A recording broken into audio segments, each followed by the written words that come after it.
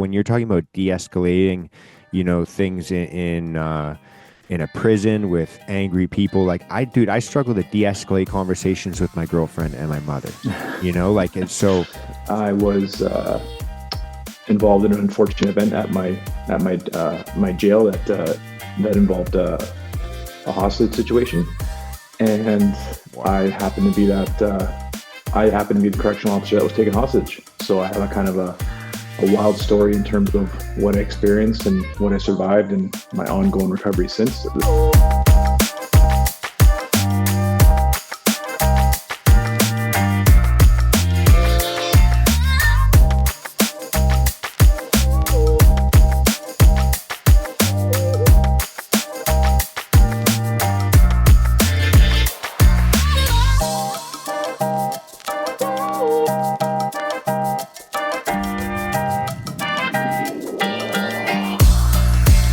Morning, man, or afternoon for you. How's it going? Yeah, it's pretty much afternoon. It's doing all right. We're just enjoying a lazy Victoria day here. Family's getting ready to start the day, and I've been up since like 5 because that's just how I wake up all the time. So yeah. My girlfriend calls it sleeping in when I'm in bed until like 6:30. She's like, "Oh, you slept in today?" No way. Yeah, I've just been programmed to wake up that early. Yeah, I've just I had to kind of program myself, but it's been a couple of years now. So for people that are listening to this, they've never heard of you, they're wondering what's going on. Kind of give yourself a little short introduction, tell people like who you are and what you're all about. Sure. Okay. Well, my name is John. A lot of people locally here know me as the guy from my local CrossFit gym. I've also had a background as a first responder. My most recent role would have been a local correctional officer here in Kenora for about 4.5 years.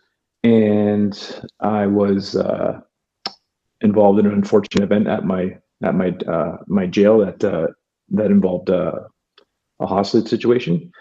And I happened to be the correctional officer that was taken hostage. So I have a kind of a wild story in terms of what I experienced and what I survived and my ongoing recovery since that day, which was in 2018. So, going on about 7 years into my recovery, I've just chosen to kind of do it somewhat out loud, but more so for an opportunity to help anyone else who might be experiencing similar things when it comes to PTSD or when it comes to depression, anxiety, all that kind of stuff.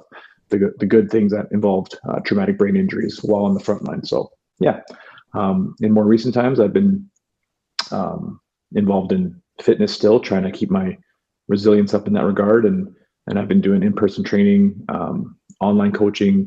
I've kind of aligned myself with folks and people who are in the similar, I guess, realm that I'm at currently, and just figuring it all out as the days go by, so to speak. So I'm by no means an expert on any subject, but I try and be as I can when it comes to my good days and my bad days. So wow, that should cover most of it. Yeah, that's a heck of a story, man. That's insane. I scrolled through your social media a little bit, and obviously Deven recommended that I chat with you as well. But I was just like, I was kind of blown away just kind of scrolling through and just seeing how much stuff you do. You're just kind of like always doing something. What you said you had multiple positions as first responder? CO is one of them. What other? So my original dream was to be a firefighter. And I actually went away to school in a fire college in Vermilion, Alberta, back in like 2007.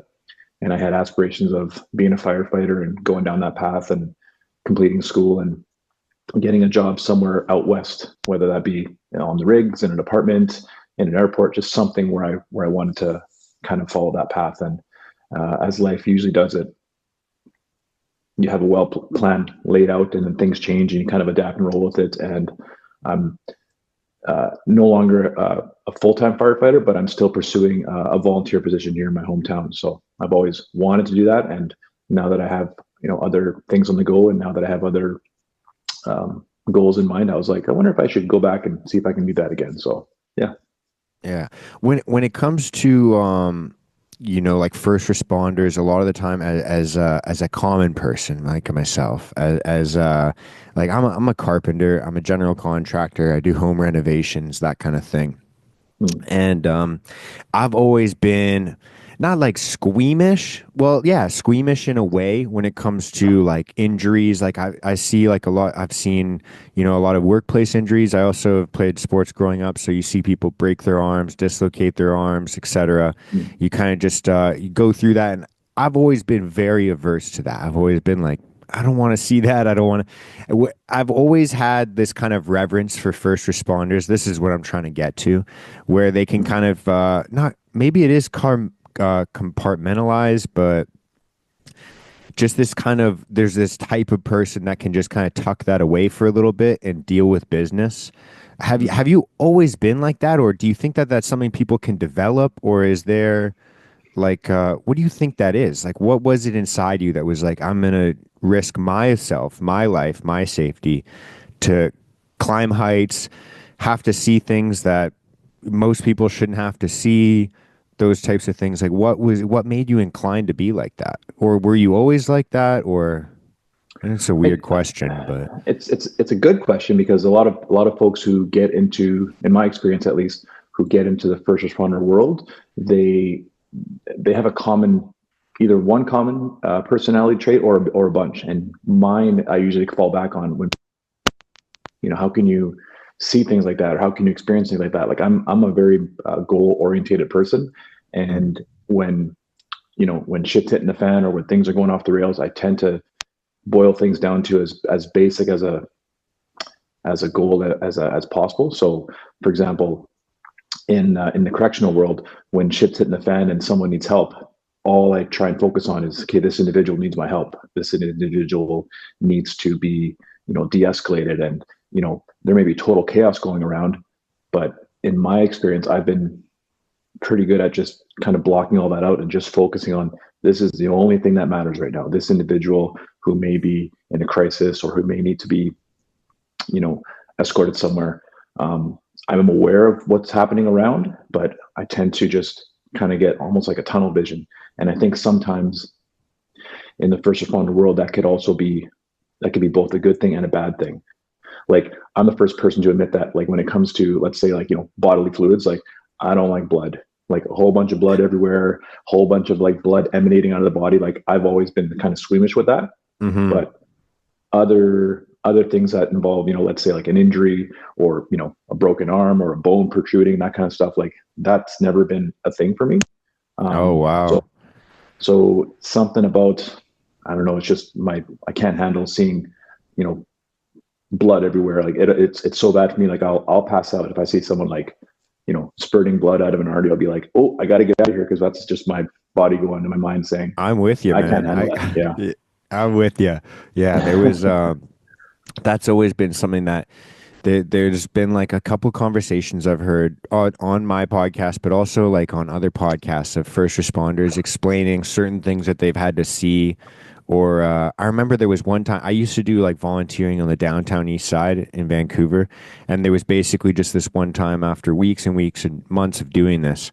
A cop came up. He's like, "Pack up your table and go." Because I used to just park my pickup truck on the side of the road on Hmm. Hastings on the Okay. downtown east side. I don't know if you're familiar with the area, or basically it's like our Skid Row. It's the dirtiest part of our city. It's so I would just pull up right on Hastings in Maine, and I would just like pull a table out the back of my truck and set up shop. And we had donations from, Starbucks, etc. Like all these local Mm. businesses that would just give us food to give out. We had like T-shirts, hoodies, hats, like Yeah. everything you could think of. We had like feminine hygiene kits. We had Yeah. things I didn't even understand, dude. And it was like, it was just because we had like a good group of volunteers. And yeah, anyways, this cop rolls up one time and he's like, pack up your stuff and go. And I'm like, what are you Hmm. talking about, man? Like, have a heart. Like, I remember thinking, like, oh, this guy's like, come on, man, have a heart. We're giving food out and clothes out. Yeah. Like, and he Yeah. goes, you see how people are crossing the street right now to come and grab your stuff? And I go, yeah. He goes, you ever pull a body out from underneath a city bus? I go, all right, point taken. Like, I'm gonna pack up Mhm. my stuff and go. Like, that was like, once he had said that, it's like, oh man, this guy has to deal with stuff that, like, I worked Yeah, at a gym at the time, like I have to like pick up weights and move them around, sign people up at the gym, deal with yeah, angry members. And this guy, it blew my mind. It completely was like, oh, this is a different world. Like, this yeah. is a completely different world. It's definitely like I think people, when they get into the field of work that involves, like, let's say police officer or even a paramedic, firefighters, like all those well recognized frontline jobs, like I like to think people have an idea of like what they're going to experience. Like they might, whether it's through training, whether through talking with other folks in their social circle, but they're always going to come across an event or a scenario or a situation where they kind of look at it and go, this is not normal what they see. And, you know, every every officer or everybody in that line of work could probably share a story to someone who's not in that line of work and just speak about it very frankly. Like you said, ever pull the body up from underneath the bus and kind of go, that's messed up. Like you've seen that, you've had to deal with it, you've had to experience that. Yeah. Whereas, in their line of work, that might be just a Thursday or a regular day kind of thing. So yeah, it's you like, even in my short time in corrections, I was well aware that, this industry or this field of work, it's going to be very hard to come out of it unscathed. Like you have to have that sort of escape plan, if you would, or some type of resiliency so that that stuff doesn't weigh down on you, because eventually it'll just erode anybody over time if they don't have good coping mechanisms, or good people in their social circle, or even just a life outside of the first responder world. Yeah, every time it's always something I like to kind of pick the brain of every time I talk to a first responder, anyone in the military or anything, is just like, how did you get up? Like, how did you? Because like I think every man growing up, they have like the dream, oh, I want to be a firefighter. I want to save people. I want to do Mm, something for my country. I want to do something for my community.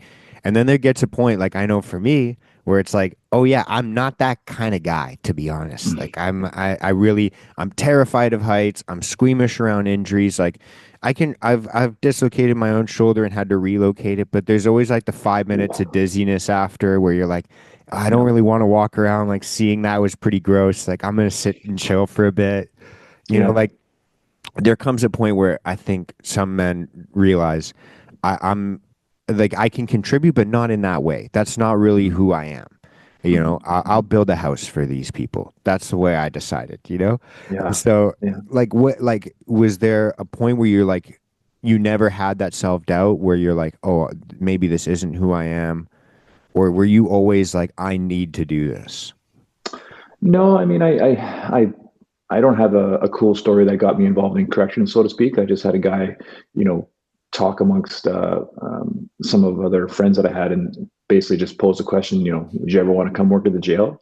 And I had no idea what it was like to work in a jail, other than what I've seen in movies or read in books, or just like, the Hollywood image, if you would. So I had no desire to be a correction officer. I think where that ultimately led me was that, when I saw what they were making, at least at the time, at an hourly wage, it was significantly higher than I was doing. So I just thought, well, that I'm interested already. Let me learn more about this. Um, but I knew that, you know eventually that that career wasn't going to be a long term, um, wasn't going to be a long term goal of mine, if you would. I thought maybe, excuse me, I thought maybe it would lead me to a role in policing or another job in the first responder world. Um, Once I got into it, and I wasn't in it very long, but over 4 years in the line of work, I just realized, like, I'm probably not going to be in corrections forever for the foreseeable future. I'll use it as long as I need to use it, and then move on to something else. But I knew, like, there were things that I weren't cut out for in the corrections world. Like, I wasn't an overly aggressive person. There's this misconception that to be a correctional officer, or maybe a police officer, you have to be a big, tough, brooding person, have a physical presence, be imposing. And for me, that wasn't that was never my style, if you would. Like, I'm much more of a, like, I come from a hospitality line of work back in the day, so I talk to people, I earn their trust, I kind of gain rapport with them. And that's a lot of what correction is. It's just communicating with people, de-escalating, talking to folks. But there are other folks in the correctional world who would much rather like go hands-on and get aggressive and use physical stuff. And I was like, well, I have those skills to a point, but that was never my style, so to speak. So I was well aware of, this is what I'm good at. This is what I can probably get away with. This is where I have no business being. So I kind of stayed in my lane and um, used my strengths the best I could.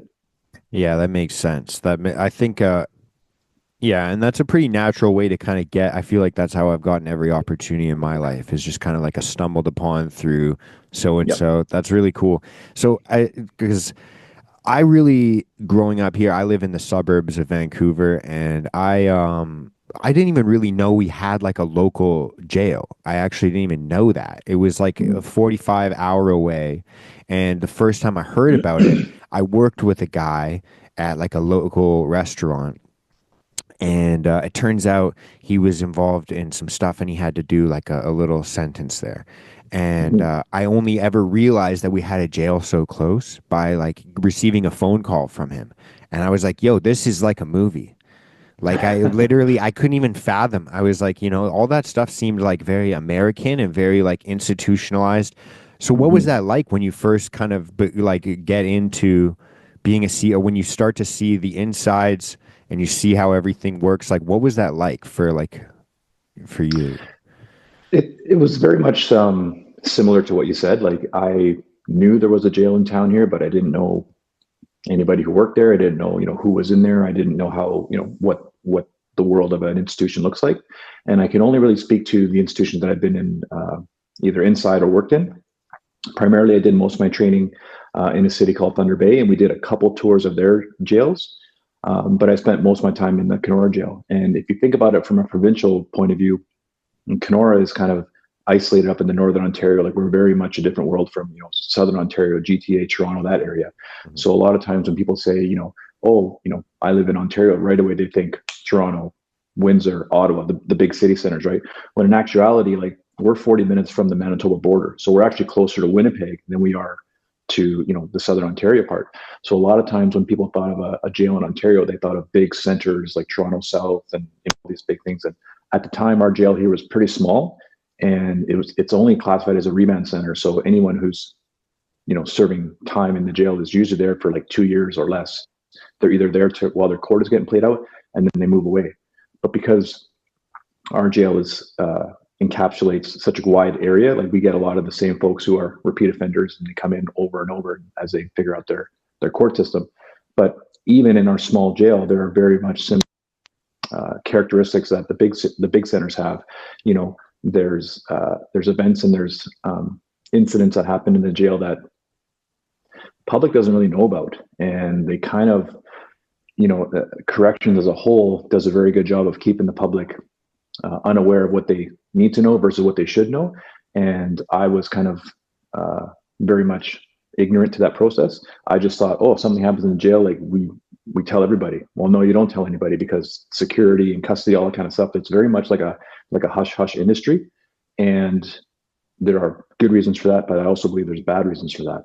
Like there were things that I experienced, even my own incident, but before that, there were scenarios and situations I was involved in that you don't think that it happens in your town, or you don't think it happens so close to your home, but it does actually go down. But it's very much like just sheltered and like it is shielded from the public, if you would, right? I always tell Mhm. people, if you really knew what happened here in the Kenora jail on a day-to-day basis, you wouldn't believe me if I was to tell you, right? So I don't know. It. All I can say is that it's in my jail, and I'm assuming it's like that with many other institutions. Unless you work there, or unless you know somebody who works there, unless you know what actually goes on behind those walls, it's a totally different world. The real world on many days does not apply to an institution or a jail. Yeah, it really does seem like that. Like even, obviously really the only experience I've had is just watching it on TV or watching it in movies. And Mm, I always just kind of yeah, there's just weird little dynamics that you see going on and weird little things where you're like it does really just seem, I think what you said, it was like it's a mhm. completely different world. than what Yeah. we operate in like our day-to-day lives. And you just go to work, go to the store, go to the gym, Yep. chilling out, like you like the Yep. yeah, man. So what with your event, like how, I don't really, you don't need to get into too many details if you don't want, or I Mm. don't know what you're open to sharing, but like I guess you can give kind of like a brief overview of the event, but I'm more really interested in like kind of how you've found a little bit more balance in life. You seem like a really Mm. balanced guy, like talking to you right now. You seem very level-headed and grounded. Yeah. So I guess the reason I ask about the event is more about, what kind of it would help me understand a little bit more of like what kind of you went through mentally, and then how you Mm. got to where you're at now. Because you're at when you're talking about de-escalating, things in a prison with angry people. Like dude, I struggle to de-escalate conversations with my girlfriend and my mother. Like so how do you get like walk me through the steps of A, Mm. B, C, and now Hmm. where you're at, if that's D or E or whatever. Sure. Yeah. So, to give you kind of like like this is an event that I could literally talk about for hours. Like I've shared a lot of it on previous podcasts with other folks, and I'm in a much better place now than, let's say, I was 4 years ago, when, or even like 5 years ago, I'd be able to talk about it, and I could go into pretty much almost any detail that people would be curious about. Um, but there was a time when, obviously I didn't want to talk about it with anybody, or I would have, you know, I would question why people want to know, or I'd be very selective as to who I told about what. But now I just find that I'm more in a better place that I can be as open as you want. So a lot of times when people learn about the subject or they want to talk about it, it's very common for them to go, I don't know what you want to talk about, because they don't want to see me triggered again. And I'm usually pretty good about, going into most of it. But to give you a summary, essentially when the event was going down, and it's hard because for anyone who doesn't know what how a jail range can look like, because there's many different versions. Um, at the worst point, I guess you could say, I was locked in a cell with an offender who was in there on murder charges, and he had me handcuffed to the bottom bunk, and he was in there with me, and he had a knife or a shank or a blade or some type of device. I never got a good look at it, but he was holding it, basically, like he had me in a chokehold and would hold it either here or here. And as he was holding me in the cell, in the outer range, there was like, the range had about, I think, like 14 male inmates, and of those 14, 7 were directly involved in my hostage taking, and of the 7 were like negotiators or the mouthpiece. So there was myself in a cell, with the guy, and then in the range there was another cell door that went to what they call a sally port door, which was a third door to get you out into the hallway. Mm. So myself, I was behind almost 3 sets of bars, and as the whole thing was going out, I kind of watched the negotiator basically negotiate my life, de-escalate the whole range, and there was nothing I could do to help myself, so to speak. Like, I was helpless in every sense of the word. So I was held for just under about 5 hours, and then throughout that whole negotiation, if you've ever seen a hostage situation play out, usually there's talks, there's communication, and throughout the whole 4.5, 5 hours ordeal, like, I was convinced, up until when I saw it kind of play out and I was released, like, I was convinced I was going to die. Like, I had come to terms with it. I was, cycling thoughts in my head that, here I am at, I think I was 36 at the time. And I went through this mini stage of like grief, denial, anger, depression, acceptance, right? Just all these things in my head going like, holy crap, John, like, you're going to die in here. You're not going to get out. This is it for you. Like, there's no way you're going to get out of here. And, if you ever known somebody, or if you've ever experienced like a life and death situation, like, for myself, I came to terms with, like, trying to summarize what I had done with my life. Had I been a good person? Who did I talk to? What was the last thing I said to my wife, my kids? Like, just kind of accepting, like, wow, this is really it. I'm not going to get out of here. And then as the negotiations kind of went back and forth, and as I started to, like, kind of come to terms with, this is what's really happening to you, then all of a sudden I found this like sense of, and I tried to like, it was almost like a sense of clarity where I'm kind of looking around going, yeah, this is a real shitty situation. And then at one point, and I try and explain this as best as I can, because I can't really explain it anywhere, any other way.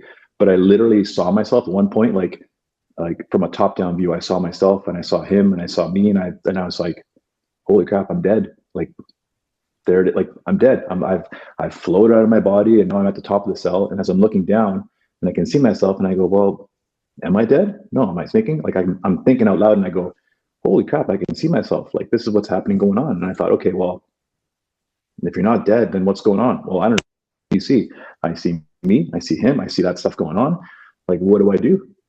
Right. And I wasn't even thinking like I'm, I'm never going to get out of here. I started thinking like so clearly and so rationally and so just specifically. And I remember telling myself like, there's only three things that are going to happen here. Like literally three things. That's it. Either A, you're going to die. B, you're going to find some way to kill that guy, compromise him and take the knife and, save yourself. Or you're going to let the professionals out there do their thing and they're going to let you go. And as soon as I was like, okay, well, let's try not die. Let's see if you can,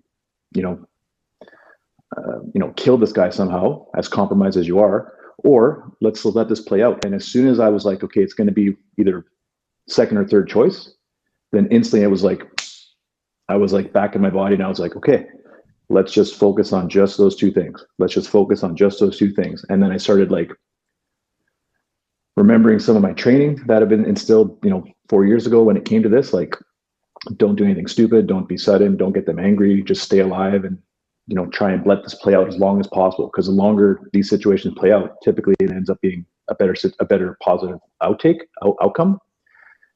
And eventually when I found myself out of it and realizing like, holy crap, I got out. This is crazy. This is wild. The next day I had realized like, still coming down to what actually happened. I just knew that I probably needed to go talk to someone or get some help or whatever that looked like. And I didn't wait for anybody to tell me. I remember being out for a walk with my wife and just saying like, I want to go talk to somebody, be that a counselor, be that a psychologist, a colleague, a coworker, anybody. And then the next day of the incident, I started working on my recovery because I knew I was okay. Mentally, there was probably going to be some things that were going to be pretty gnarly coming up, and I wanted to get ahead of it and try and work on myself as soon as I could. So, yeah. That's so wise, man. Did you have any moments of like, maybe I shouldn't talk about this? Did you have anything like that? Yeah, like there were moments, like there were people that like, and again, trying to make it as authentic as possible. Like Kenora is a small town. So when word got out that this happened at the gym, had never happened before, and when word got out that it was me, I had a lot of attention, for both good reasons and wrong reasons.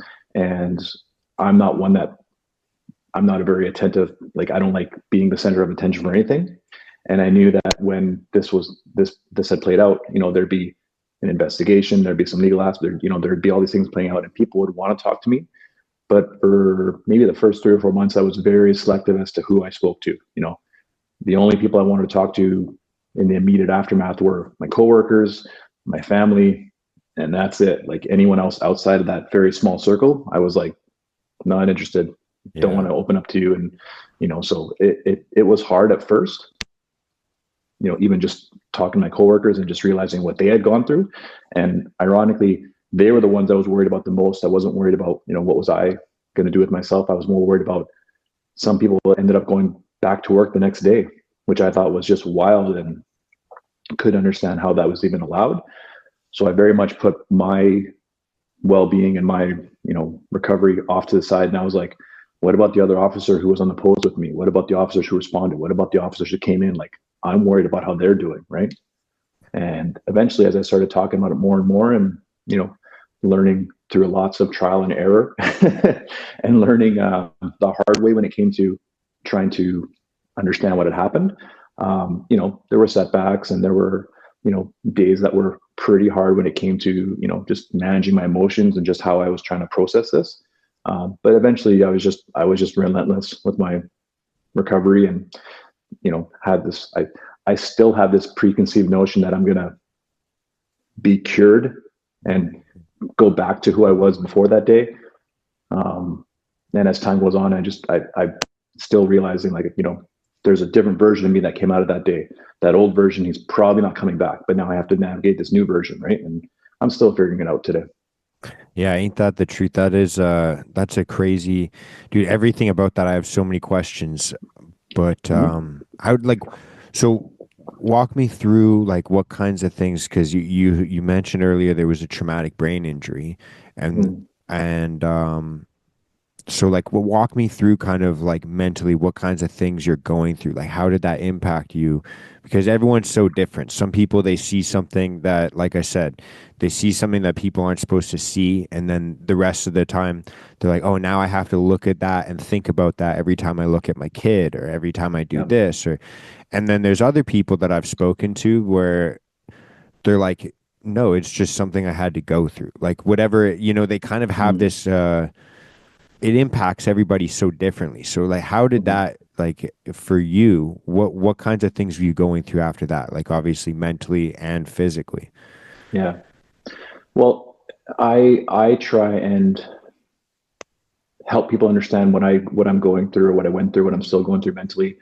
When it comes to my experience, is that, from what I've learned and what I've been told and from what people have been sharing with me, because, you know, in my unique scenario, my trauma, if you would, was basically like a single incident. It was a whole bunch of trauma at once, right? So it wasn't cumulative. It didn't, progress over time. It was just one massive incident where my brain just basically kind of went, what's happening here? So the way I understand it is that, you know, if my brain was like this big computer system, right, with like HDMI cables and optic cables, all that kind of stuff plugged in, I look at it as like, on that day when that stuff was going down, somebody just grabbed all those, just unplugged everything, right? Mm. And even to this day, I'm still kind of looking at those cables and going, was this one here? Was this one here? Like maybe that one wasn't there before, but it's working now, so we're going to roll with it. So now my brain has kind of been, in my own words, it's kind of been rewired to a point where this is what I have to work with now, right? And could I go back and try and find the exact point of where things work? Maybe, but even back then when I was trying to do that, like it was really hard. Like my emotions on a day-to-day basis were all over the place, right? Like I was highly irritable. I'd be crying out for no reason. I'd be getting angry at folks, just things that would be not in my personality, right? I remember the very next day when I woke up, I was at my parents' house at the time, not knowing who was coming to see me the next day, not knowing like, what's the day going to look like, but I was sleeping in the basement and I could hear upstairs, like, there's my mom, there's my dad, but there was other people in the house. And I thought like, well, who's over here? Who's coming? Like who's in the house now? And it was my sisters. I have an older sister and younger sister. And I remember walking up the basement stairs and peeking around the corner, and I could see up the stairway, like, oh, there's my sister, there's my younger sister. Like, and then as soon as I realized who it was, I just got angry, like really angry. And I don't know why I got that angry, but I was furious that they were there. I was furious that they wanted to, like, I'm assuming they were coming to see me. And I just remember thinking like, I don't want to talk to them. I don't want to talk to anybody. Why are they here? What do they want? What is, like, I got very defensive, and I just almost, I stopped myself, and then I realized like, what's happening? And why am I getting so mad? Like, they're your sisters. They love you. They're here because they care about you and they know what happened. And it was almost like this internal battle of two personalities going, well, oh, I don't want to talk to them, and I don't want to see them. And it was like just this weird argument, this internal struggle of me going, who is this guy? Like, why am I acting this way? Well, you're acting this way because what happened? Yeah, I get that, but why are you so angry at your sisters? Like, it was this internal dialogue where I just said like, ugh, I had to like take a step back and go, whoever you are, I'll figure you out later. I have to go, see my family, so to speak. And that was the first of many just internal struggles for me mentally, where I was just questioning like, why am I acting this way? Why am I getting angry? Why am I have no patience, no tolerance, no capacity to do these things anymore? And, for me, even to this day now, there are still days where I kind of go like, well, I'm very irritable because my brain has been altered, if you would, right? And I'm happy to say that nowadays my bad days are far and few in between, but there are still days where I just get like, most people call it triggered, where they just get like angry about something with little or no warning, if you would, right? And thankfully, like I never got to the point where, I would get aggressive, lash out, hurt people, be violent. But I would just, I'd get very good, if that's the right word. I'd get very good at isolating, withdrawing from people, wanting to be alone, just not wanting to see anybody because I was afraid of, how they would perceive me now, right? I'd be afraid of them perceiving me as like, well, John's messed up now and John's broken and, John's gone through this incident where he's never going to be the same again. And at the same time, no, I want to be the same again. And I'm going to put as much work in as I can. And I'm going to be that person that you remember because that's who I want to be. And here we are, 7+ years later, and I'm still trying to pursue this fallacy that I'm going to be back to that guy who I was before. So like I'm pretty close, but I don't think I'll ever be that guy again, right? So that part I still struggle with, and I still kind of have a hard time, coming to terms with. Yeah. Yeah,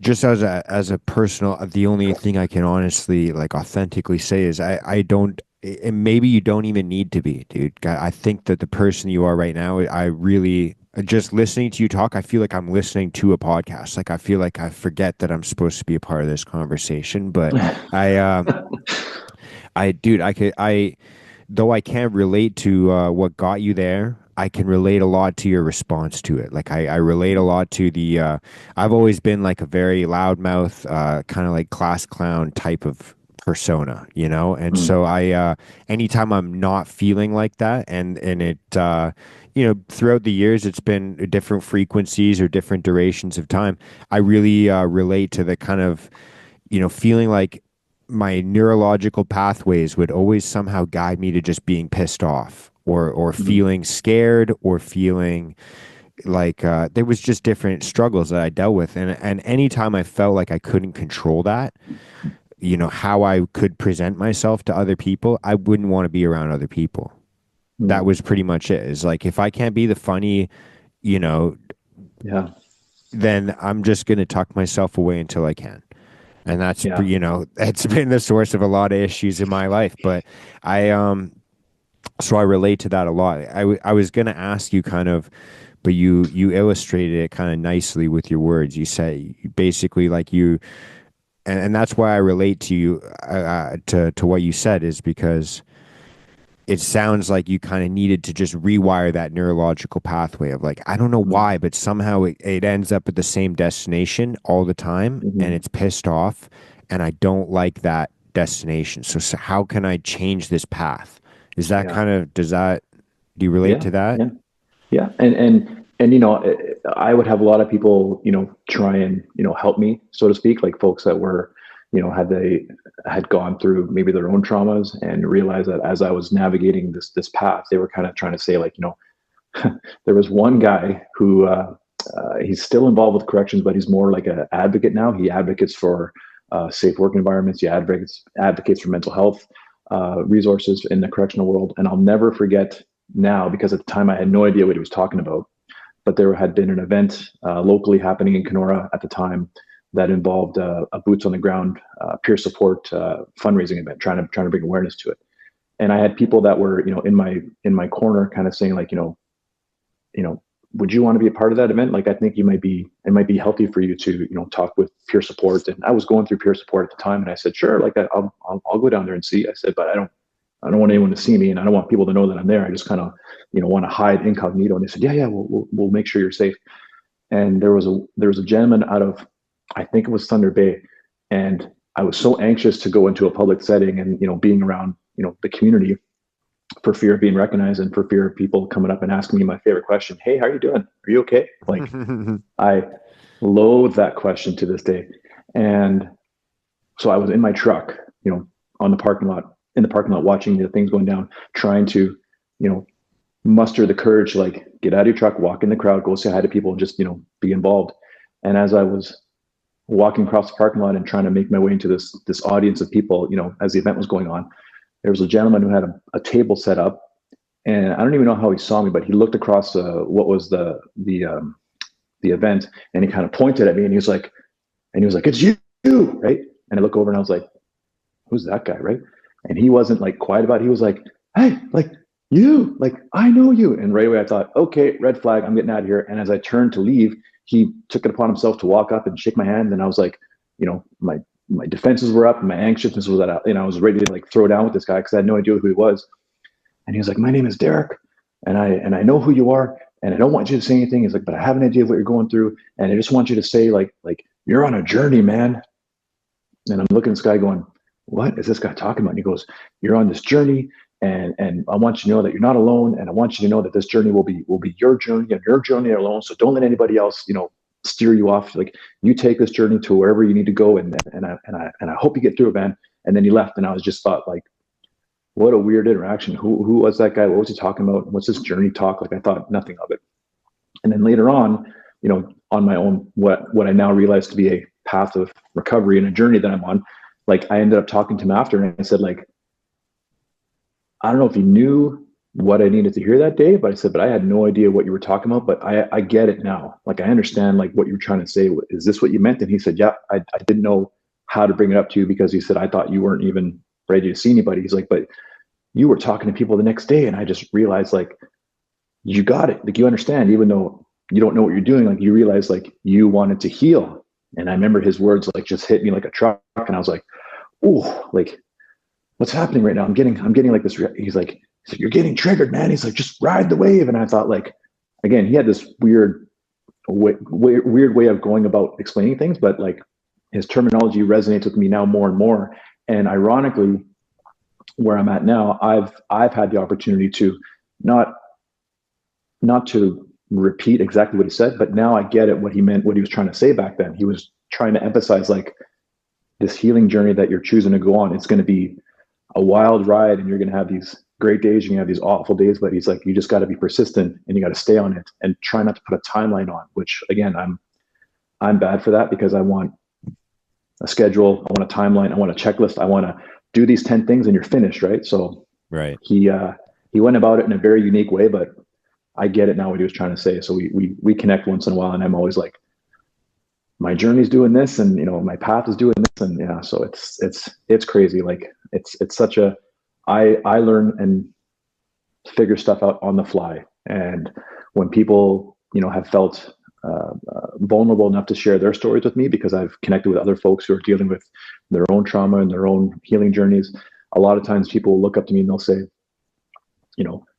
how did you do it? And how did you know, you seem like you had it all figured out. And I go, no, I don't. No, I don't. I have no idea what I'm doing. I'm just figuring this stuff out as I go along. So if anything that I'm doing is resonating or helping or encouraging you on your own path, then that's great. Whether it's sharing my story, talking to folks, just being that open book, because I find that in my experience, when you heal out loud and when you choose to be, open about your struggles, your recovery, being vulnerable like that, other folks who may be going through their own shit and their own struggles or dealing with their own trauma, like they need that, hear that. They need to realize that, you're not alone on what you're trying to figure stuff out on. Yeah. So Yeah, no, that's crazy that you had that kind of person. I've had those kind of interactions where like you just kind of are, going through the motions, kind of in a place where you're like, I don't feel like doing anything right now, and you're just forcing yourself through those motions.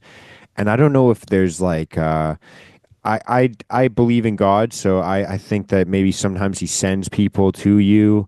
I don't know if you resonate with that, but I just feel like there's been times in my life where I've been like in that going through the motions, don't feel like doing anything. I just want to stay home, but I'll go to the gym today. I can muster going to the gym and just with my hood on, my headphones on, and then like some, like some 67-year-old lady comes and starts talking to me and just says something to me where it's like, okay, I did not plan on this interaction happening Yeah. today. But there's like those conversations with people that are just like, yeah, I don't know what that is. If you want to think that's destiny or fate or Mhm. God or what it is, but Mhm. there's these people that are just almost sent to us, and it's like, yeah, like you said, I don't know whether it's like they were given the message, but they just say these things, and you're like, huh. Like Mhm. I think maybe I could just like maybe do, I don't know what it is, but Yeah, it's it resonates with me too. I believe in God as well. I don't consider myself an overly, religious person, but I find that I have a faith-based belief system, and I consider myself somewhat spiritual. Like, I think that there's a reason for things, why things happen. And many times in my own incident, I've questioned, like, why did this happen, early on, like, why me, and what does this mean, and why did I survive this, what am I supposed to do with this. And I thought, like, there was always two ways I could go about managing this, because either way I wanted to manage it, I wanted to recover, so to speak.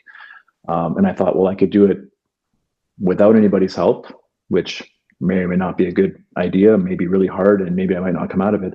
Or I could take on as much help as possible, because I thought, you know, with so many people wanting to help me, a lot of them had, positive reasons to do so. But there was also, a couple folks out there who I thought maybe had the wrong dude, there intentions, if you is, would. yeah, there's snakes in the Yeah. grass, dude. Oh, for sure. Yeah.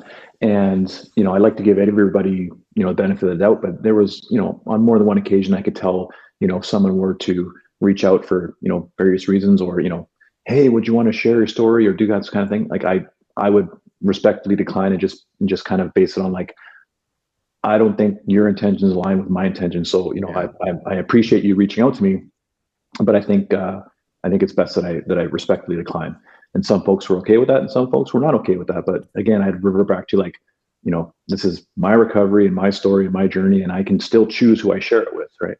Um, and I like to think that what happened to me was a positive thing, even though now I can see it more of a positive as I did back.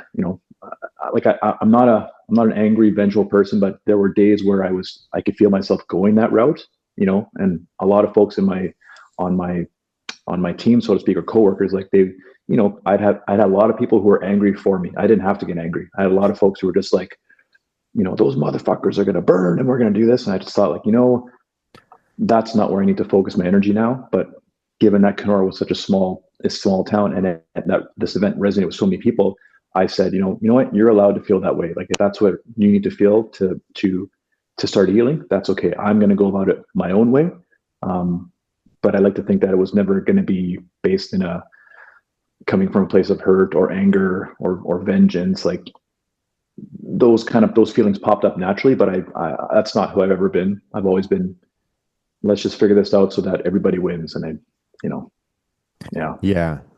With a small town dynamic, that is so different because we just had a recent event here in Vancouver where there was some like kind of I don't know too much of the history, but basically just like to summarize it, there was like a festival going on, like a Filipino festival, and some guy, like I don't know if he hijacked a car or he took a car and like ran Mm-hmm. over a bunch of people, and it Yeah. was like a complete massacre. I've heard kind of like second or third person stories of first responders that were down there, and everyone in the city instantly. It was all over social media. Everyone was talking about it the next couple days. Asking people, "Oh, do you know anyone that was there? Is everyone all right?" Da da da da da.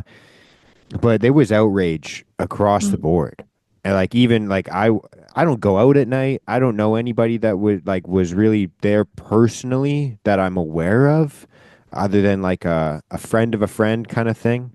Yeah. But instantly, the outrage I felt, even though I didn't identify directly with the people injured or killed, it was the outrage I felt was just, like, why don't we have a safety net for, like, why did this even happen? Like if I had kid, like my brain instantly goes like, dude, if I had kids that were out at night, like I would go to that if I was 10 years younger. Like 18-year Yeah. old, 20-year old me would be at every festival the city had, you know? Yeah. I'd be out there partying. And so what? Like we don't deserve safe streets? Like you people can't just go and get food at a food truck festival and enjoy Hmm. live music and Hmm. instantly I get outraged. Like that's where my brain instantly went. Is like, Yeah. how does this happen? Are you kidding me? And so Yeah. like I relate to that. Like I bet there's so many people because that was instantly where all the machismo friends that I have were like, I would have smashed that guy. I would have like he wouldn't have left that place. Like Yeah. there was so many people that said those things. Even I said things like that. Like it's like, how does that guy leave? Yeah. And It's hard. Like people like, if those feelings come from a place of anger, like that's okay. Like that's understandable. Like this is a terrible event that happened. It's a tragedy. It's shocking. It's outrageous. Like those are valid and you're okay to feel those feelings. In my scenario, I was trying to tell people like it's okay to feel those feelings on the short term, but if it's like you're still feeling those feelings long term, like that's not a good thing, right? Like uh, you're never going to mm, heal from an event. You're never going to, come out of an event, that involves, mass casualties, death, trauma with more anger, with more outrage. Like it's not how it goes. Like eventually you have to go to a point where you have to seek. And in my case, like I wanted to seek, healing, forgiveness, acceptance, and then just move on as difficult as that is, right? Like everybody, I think at any point has to come to those terms at some point to realize like, you can't be angry forever. It's just that is such a heavy burden to carry. And I like to think that, you know, we're only here on this planet for a short amount of time. So I want to be as positive and as healthy and as happy and as stable as long as possible. But for some folks, they want to get angry and they want to react and they want to, an eye for an eye, so to speak. And I think, okay, like those feelings are valid, but I just don't think that you can heal from hurt with more hurt, if that makes sense. Like it's oh, it's dude. it's just it's too hard. It doesn't work. Yeah, that's powerful. I don't know how much time you have. I've literally got all day, so we can spend hours doing this if you like. But I was just gonna ask, may I quickly run to the bathroom? And I want to dive into your Absolutely, healing a little bit. I just need like for two sure. minutes. Yeah, yeah. Go ahead. Go. Oh, I got thank time. you, man. All right, I'm back. I'm good. Welcome back. Oh, I just had to pee. I've been drinking lots of fluids this morning, but It's unreal that how where I'm at in the stage of life, like in my early 40s, like every time I wake up in the morning, first place I have to go right to the bathroom, which was never a thing. Like oh yeah. usually I'd be like, oh yeah, because I had so much to drink last night, or some days it'd be like I drank a lot, like, or other days it'd be like I didn't drink a darn thing. But now it's like, yep, I'm at that stage now where things aren't holding up as they used to. So Oh yeah. Yeah, I go to the bathroom first thing, but it's usually the other one. I got to empty myself, man. That's how I yeah. roll, but um no, dude, I was like when because you were really eager actually, it sounds like, to get after your recovery and to kind of go Mm, after your healing, which kind of, almost makes sense because like whenever I have like a physical injury, like I said, I've dislocated my shoulder a couple times, I am instantly like messaging all my smart friends, yo, what kind of rehab should I be doing? Like, what kind of things should I be doing? I got the bands in my house. I've got, I'm doing things I would never have done because I'm like, I mm, just want to keep being able to work. I want to keep going to the gym. I want to keep training. I want to keep, instantly I'm like, yep. I need to get after this recovery. So that actually does make sense. I think a lot of people will be like, whoa, how did you have that mindset? But it does make sense to me because if I go through something like that, I'm instantly like, I don't want this to impact my life further down the line. I want to fix this right now. Exactly. Like I knew that, whatever was coming my way was probably going to be bad. And I thought by getting ahead of it, I could somehow mitigate what I thought was, like, again, like I was more so afraid of the unknown. Like, physically, if I had an injury, I knew the timeline of what, a broken leg or, dislocated shoulder might be. But I just knew that going into my recovery without knowing how long it would take, that, mentally it's so hard to predict, how one's brain will react to things. And all I kept going back to was like, I have been through just this crazy event. And even though physically I'm, relatively, somewhat unscathed, I had like a black eye. I had like one of my wrists with the handcuff that was on was like, it was cranked pretty gnarly. So I thought maybe like my wrist was sprained, but overall physically I was unarmed, unhurt. But I knew that, trauma affects everybody differently. And I knew what I had survived was like pretty wild. And I just didn't know that, I was almost afraid that mentally I was like, I feel like everything's fine, but that maybe that scares me more. Maybe I'm more worried that something Yeah. will happen down the road. Right. Um, and even early on in my recovery, trying to figure stuff out, trying to talk, trying to get through things, like I thought that, what I had seen in movies and what I had read in stories, or even some of the folks I knew locally who had, served in the military, some of the stuff that, other folks had gone through. Like, I just thought like, oh, I'm going to turn into a drug user. I'm going to turn into an alcoholic. I'm going to start, being depressed. I'm going to start like getting angry. I'm going to start hurting. All those scenarios, even though they felt really strange to me, I thought, well, that might be you if you don't do something. So don't wait, get ahead of it. Get ahead of what? I don't know, whatever's coming. Right. So it was hard to explain to others, oh man, you went and sought help the next day. How'd you do that? And it's like, well, to me, it was a no brainer. Like I had to, there was no choice. I had to, right. Or what's the alternative? Right. So yeah, that's the Yeah. best way I could put it. Dude, I actually I remember there was a time in my life where I was just really super depressed, dealing with suicidal thoughts, and like just Mm-hmm. I literally couldn't function. I could, it was strangely weird because I could function on a level of like I could hold a job, I could hold a decent Mm-hmm. relationship with people around me. I could, I was functional. I was going to parties, I was having fun. But Yeah. like I wasn't functional by myself. Once all the music turned off and the lights went out, it was bad Mm-hmm. news. Yep. And I remember I got to a point where I remember going to a doctor and I said to him like, I will do whatever you direct me to do. Like, let's throw the Mm-hmm. kitchen sink at this issue because I'm at the place where like I don't want to keep going with this. And so like I'll do whatever you want, whether it's like medication, like we can go down the road of counseling, we can go down cognitive behavioral therapy, like tons of. Mm-hmm. I was like, let's throw the kitchen sink at this, and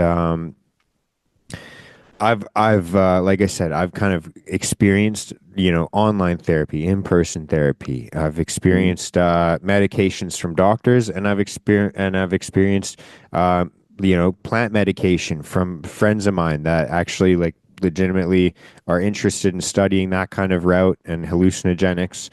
And so Mm-hmm. like I've really just like thrown the kitchen sink at it, like I said. And so what as well as like cleaning up my nutrition, working out more, reading Mm-hmm. more, journaling more. There's all these different aspects of it, right? And Yep. so, like, what would you say? Because I'm assuming you've probably tried more than one method of trying to improve yourself.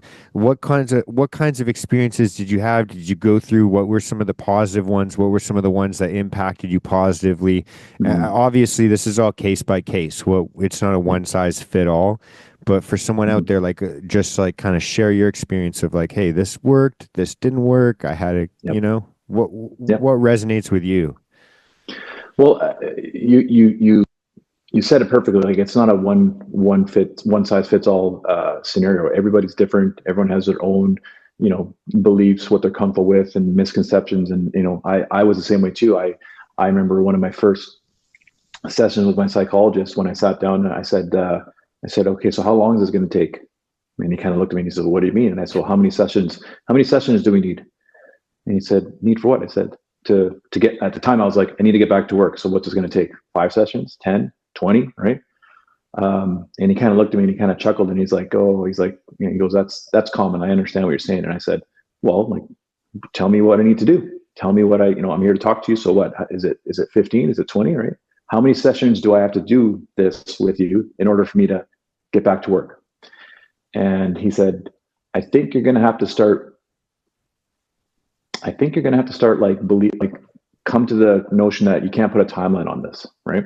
And I said, what? And he goes, you shouldn't put a timeline on this. This is going to be ongoing. And then, me being me, I was like, so like 30, like 35, like, Yeah. ongoing is what, 40? What does that mean? Give me a number, give me a start, give me a finish. Right. Oh, dude, my brain So works the exact same way.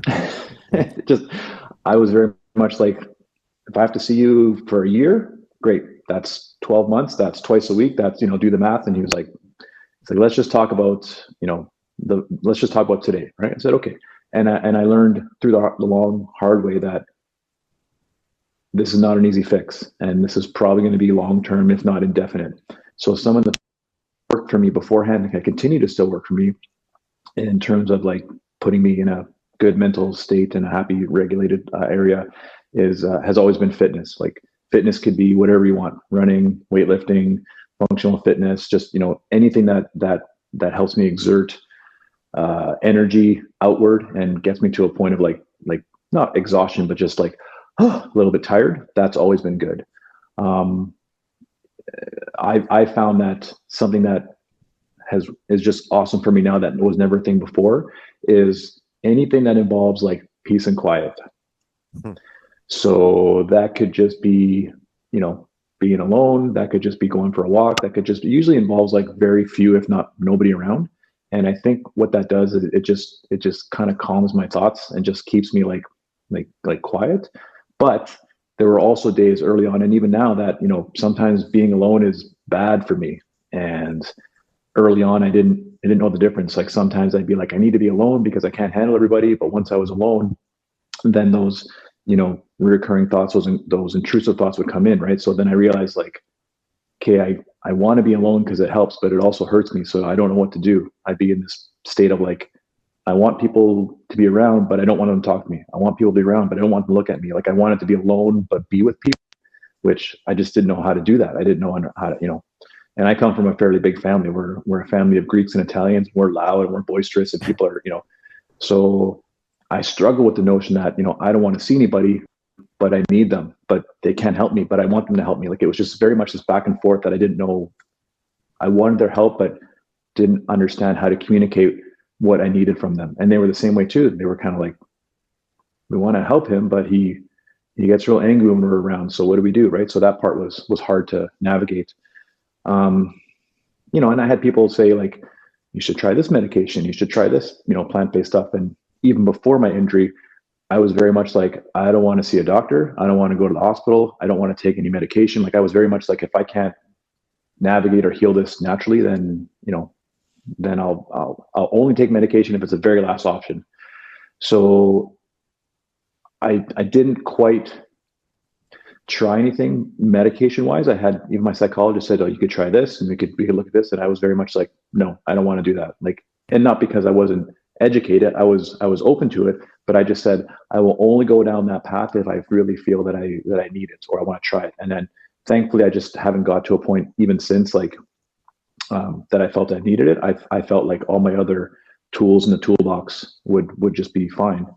Um, I found through trial and error, like, someone said you should try yoga and you should try aromatherapy. And I said, sure, let's try it. And I tried yoga. And even though I wasn't a yogi person beforehand, I thought, nope, didn't work. What's next? We should try this aromatherapy. Well, that sounds kind of hippity dippity, but sure, I'll try it. Let me try some. Didn't work.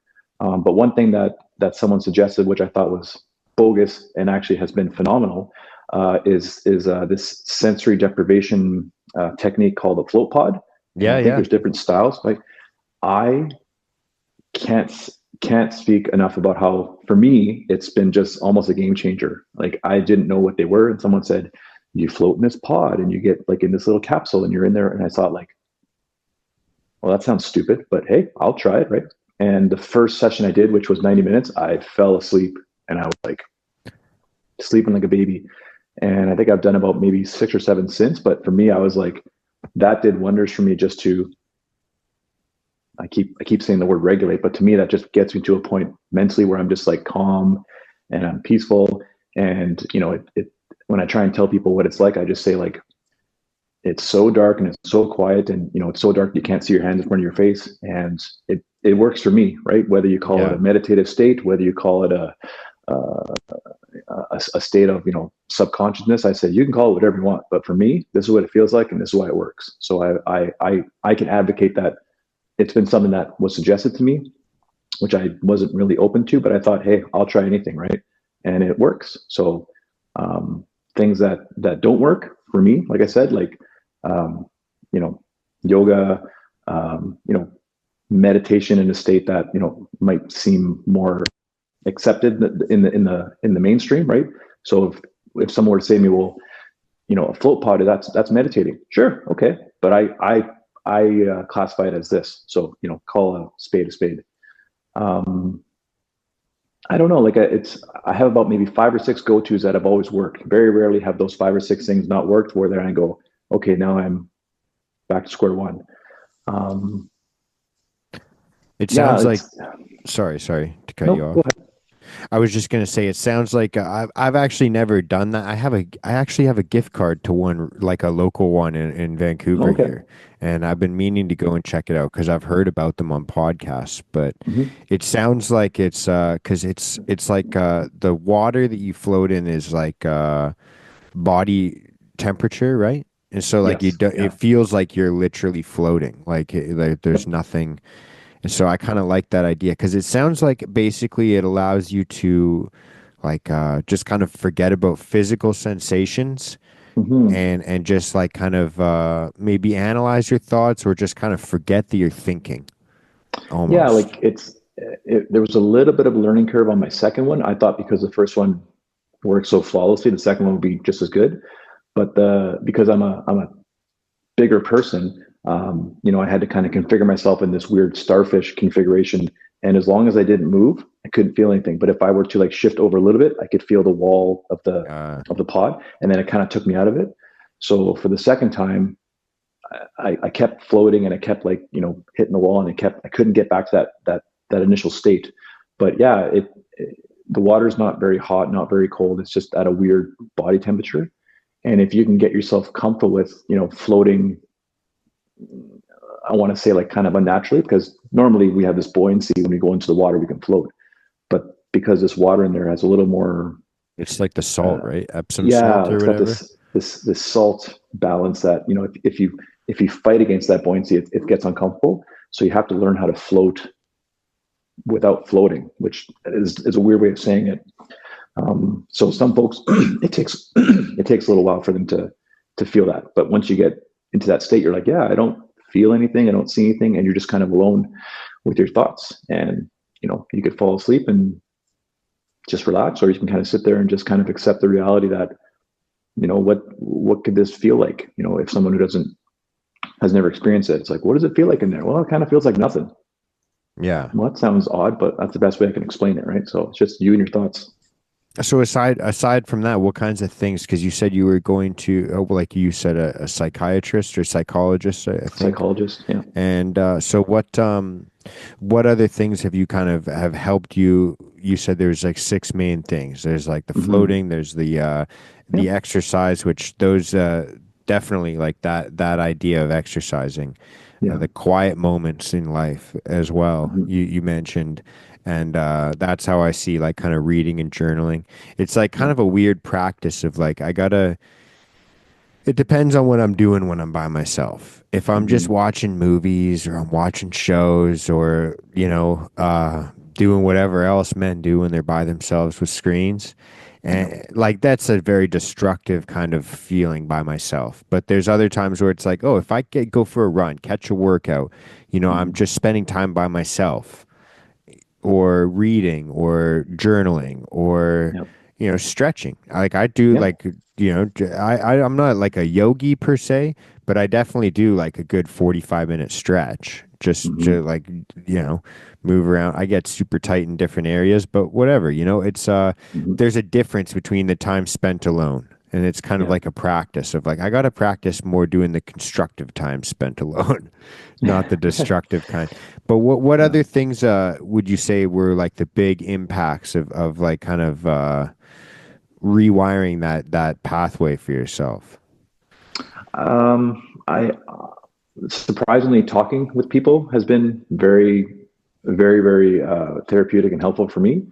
I found that since my incident, I've become way more empathetic than I was before, and I think I've just become more attuned to people's pain and trauma and their hurt. I when I was in limbo between work and not realizing that I probably can't go back to work in the same job, and didn't really know what I could do in the meantime. Fitness ended up being a very big part of my recovery, physically and mentally.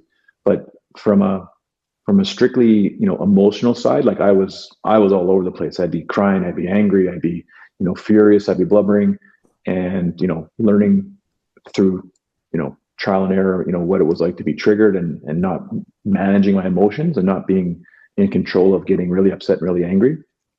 I tried to figure out, like, well, why am I crying all the time, and why am I getting angry all the time like that? This emotional stuff I couldn't figure out as soon as I wasn't getting a handle on it. So I would ask my psychologist questions like, why do certain words trigger me, and why can't I get through sentences, and why can't this? And I said, all this pain that I'm feeling inside, I don't want it. Like, I don't want to have to handle this anymore. How do I get rid of it? How do I, without throwing it on somebody, or without projecting on someone else? I just want to get rid of it, but I don't want anyone else to feel this stuff. But I don't want to feel this anymore. So what do I do? And he was very much an advocate of, like, you need to talk to someone else besides me and your wife. You need to, like, talk to more people. And I said, well, no one's going to understand me. No one's going to have any idea what I'm feeling. No one's, first of all, it wasn't like something that happened to me had been, and I got to be careful with my words, because I don't believe in comparing trauma. Like, my trauma, oh, my trauma is worse than your trauma. That happened to you. Well, this happened to me. Like, it doesn't, there's no benefit in that, nor do I believe it's healthy. Yeah, the But worst thing that happened to you is the worst thing that happened to you. exactly. Everybody's, Yes, exactly. Right. yeah. But I struggle with the fact that I said, I don't have anyone that I can share this trauma with, like, because it was such a weird, unique incident, right? Like, one of my lines that I went to my psychologist, like, well, how many correctional officers that were held hostage do you know? Right? Probably none, right? But Yeah, you're I gonna wait said, till you meet another one? exactly, right? And I said, it's not like, and it was a very poor example, but I said, I know about 4 police officers who've been shot, right? So maybe that's a better source of trauma. And he was like, no, that's not fair. And I said, but do you understand what I'm trying to say? Like, I have nobody to talk to this about, because this never happened to them. So what do I do? And he said, you may not find someone who went through exactly what you went through. He goes, or maybe you did, maybe you will. I can't predict that. But he goes, but you'll never find anyone who's going through exactly what you're going through, like, up here, because that's you. That's all you. There's no one else that's going to, and, hearing that made me upset and angry, because I very much felt like, okay, well, this is it. I'm by myself, alone on this forever. I'm going to feel like this way forever. Right. Mm-hmm.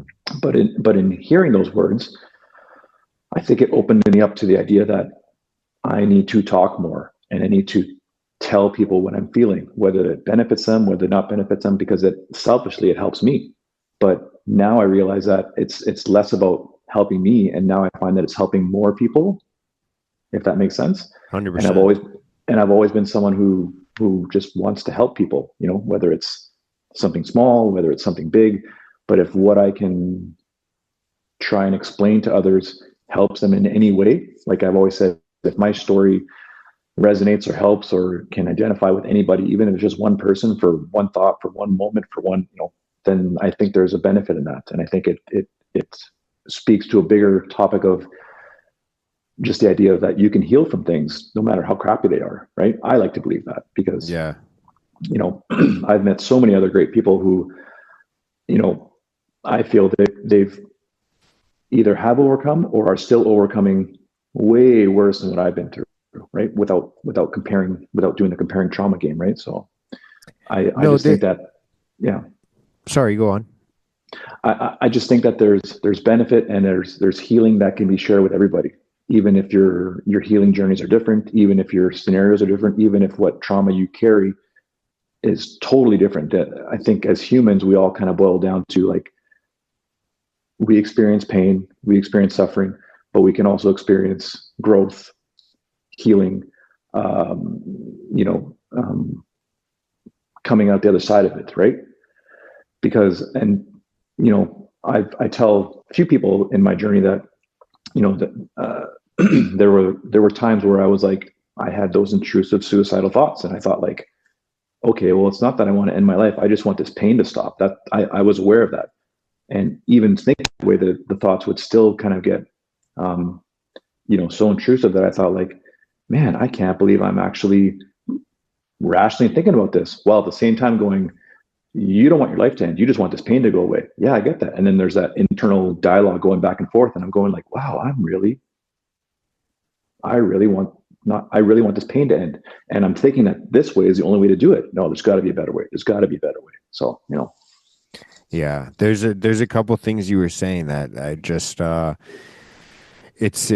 just resonates a lot with me because I get what you mean about the comparing trauma thing. I think that a lot of these words, when you said triggered earlier, I think words like triggered and trauma and all those things have almost been co-opted recently. I think it's fair to say, like it's a mm, very I think when you use those words, I know exactly what you mean, but I think that a lot of people use them in ways where I'm like, it's kind mm, of a stretch.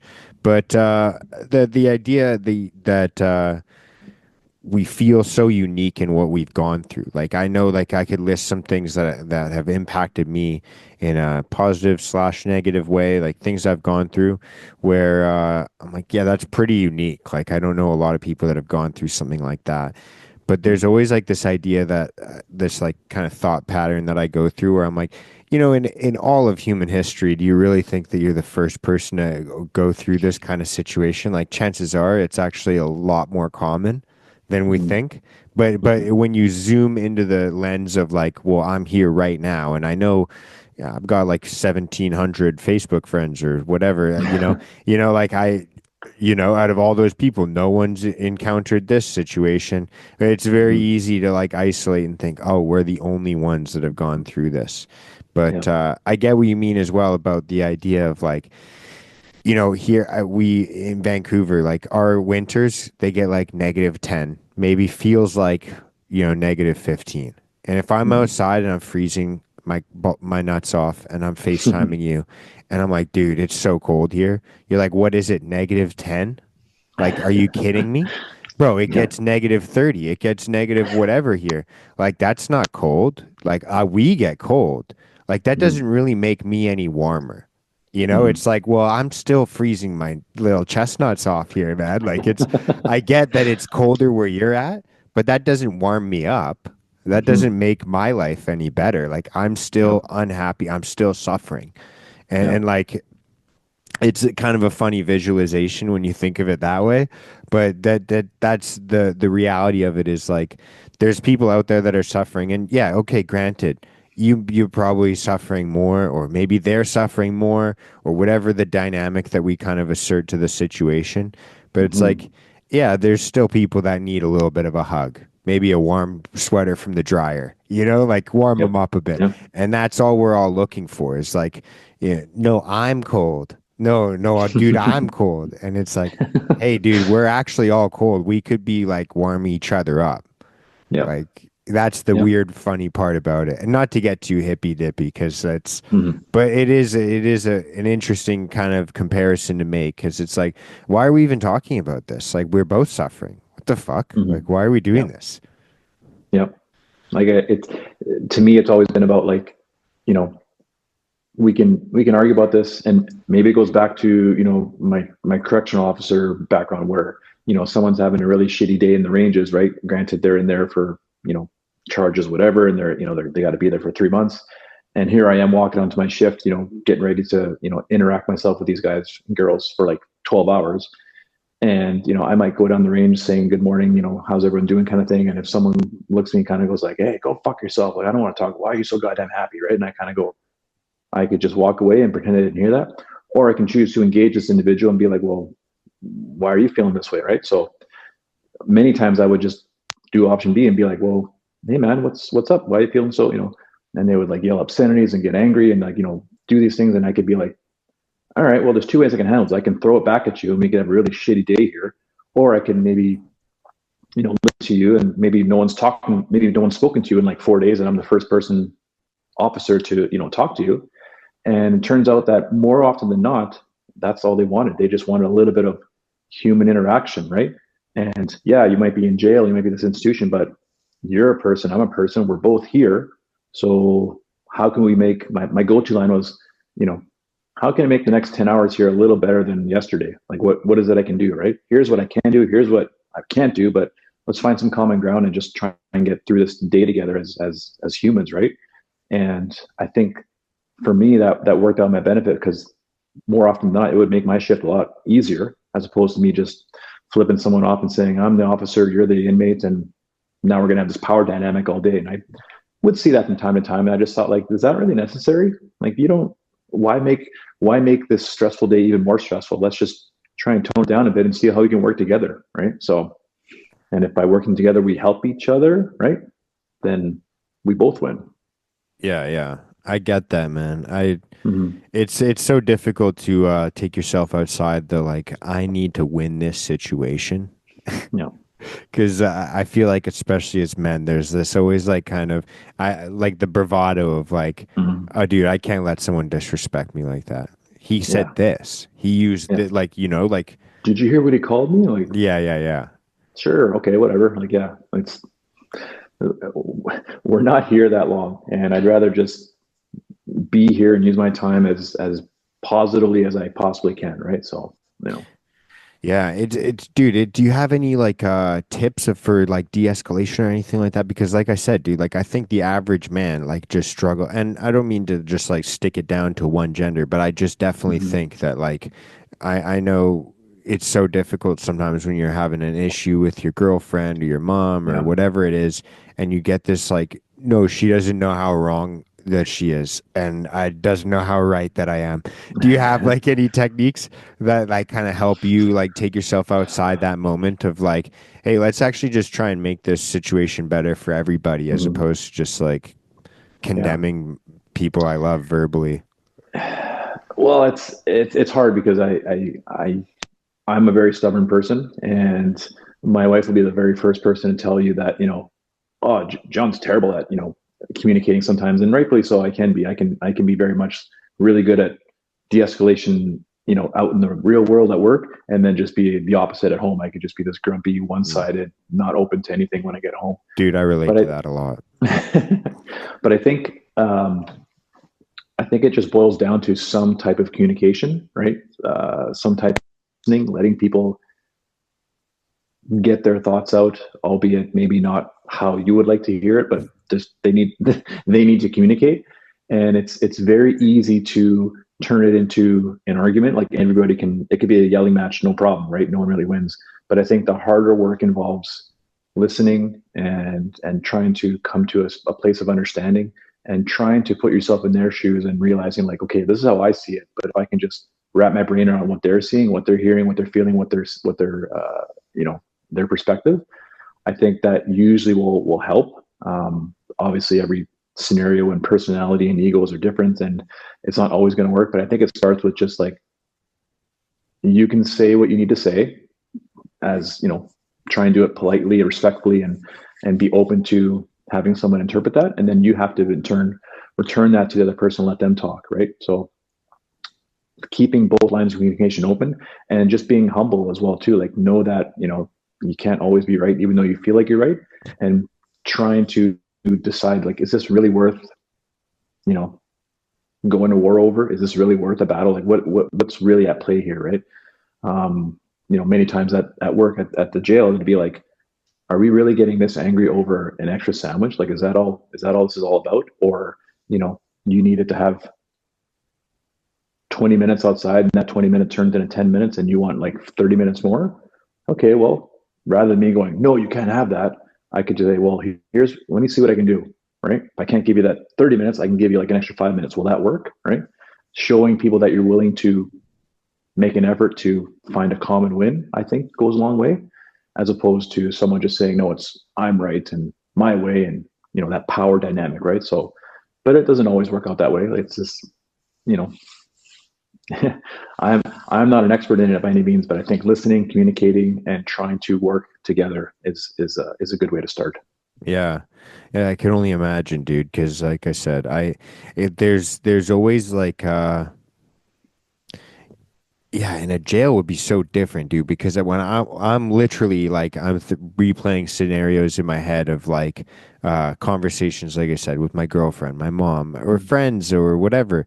But there's Mm-hmm. other times where I had an incident like a week and a half, maybe 2 weeks ago, where I parked my truck down not even downtown. It was kind of just like a decent little neighborhood, but like a busy place.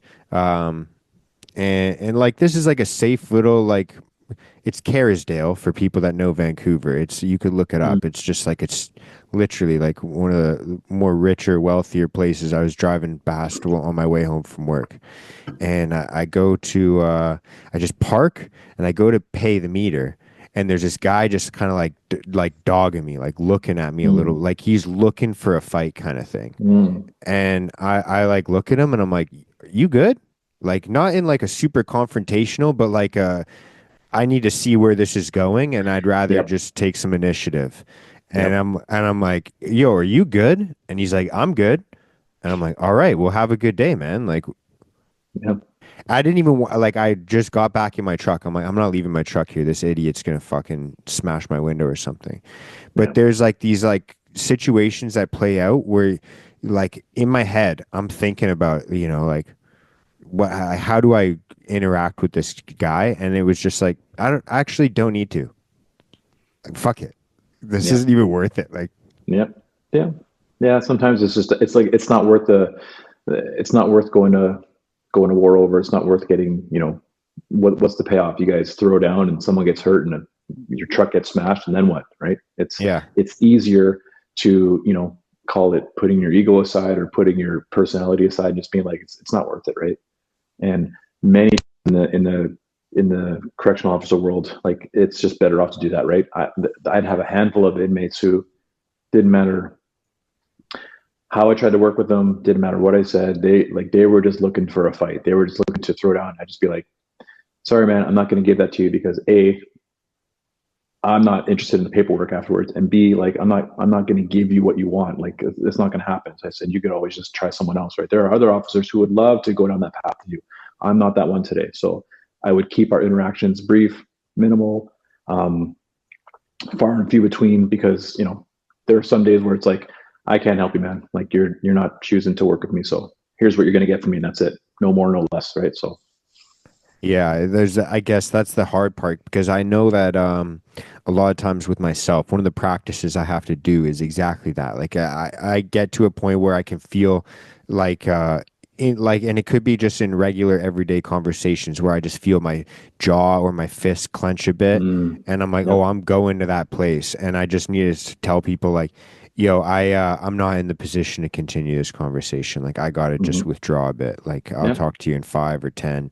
Like I have Yep. to do that a lot, and well, not as much, but yeah, quite often. And it's kind of one of those things where when when people know you and you've kind of like had that communication with them, they get it. They're like, okay, he's Mm-hmm. getting to that. Like it's not even going to be a Mm-hmm. conversation from here on out because Yep. like my brain just goes to either offense or defense mode. Yep. And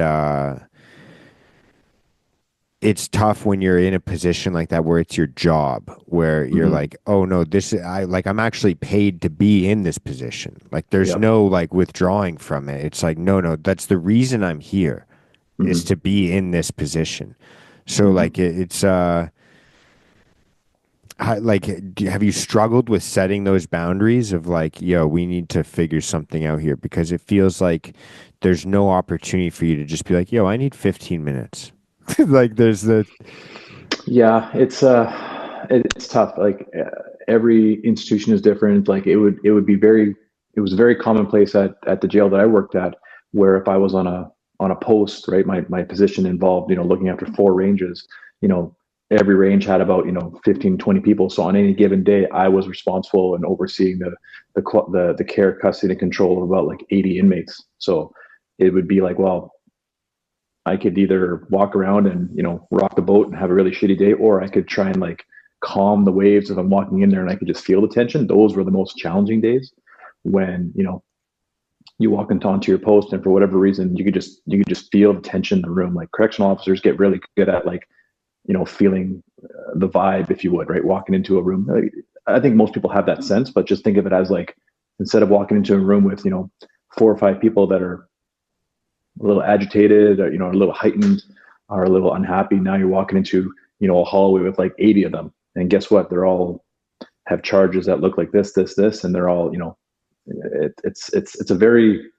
it can be a very cutthroat world in the world of corrections. So those days were always the most challenging, where it didn't matter what I could do or what I could say or what I could try. Like I just had to figure out how I'm going to get through this day. Right. So, but there are pockets where you can like take a break, step out. Like you don't have to, uh, keep yourself in that environment. Like you have lunch breaks and you have a way to get outside, but yeah, it wasn't always a cakewalk. There were days where, much like anybody in the first professional or in the first responder world, sometimes they can't pay you enough for that job, and doesn't matter what you do, you just can't win that day. So, it kind of comes with the territory. Yeah, especially you said it was a transitionary place, right? So it's not like Mm-hmm. guys are there for like 30 years and they get that kind of like melancholy, like, I guess I'll just sit and wait.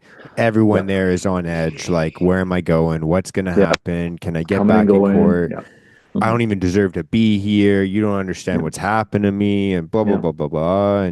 Yeah. And so they're Yeah. either looking to just become more of a victim of like, oh, the system has screwed me even more now, and now I got beat Mm-hmm. up by like an officer, or they're Mm-hmm. looking for the leg up of like, oh, I just stomped this officer, Yeah. like, and now I'm a big dog. Yeah. Yeah. And being that, Kenora is such a close proximity to Winnipeg, some of the gangs and criminal networks in Winnipeg would seep out in the region, and we would have like, individuals coming into our care that, had gang ties, and, whether it's uh, a Native Syndicate, Hell's Angels, there was a couple of other that I can't remember, but yeah, we would, when someone would come into our care and we didn't recognize them, or we weren't familiar with them, or we didn't know their background, on more than one occasion, it would be like, oh, they're from out west. So we would be a little more cautious around them, right? Because now you're kind of like mixing individuals with other individuals who have ties, and that's how gangs, grow in Yeah, size and whatnot. So yeah. dude, that's a scary fucking world, man. Yeah, it's correctional officers are different people, right? Like I was very much an advocate for trying to get correctional officers, and still am to this day, recognized, almost if not in the same world as, because when you think of first responders, people think automatically police officers, firefighters, paramedics, right?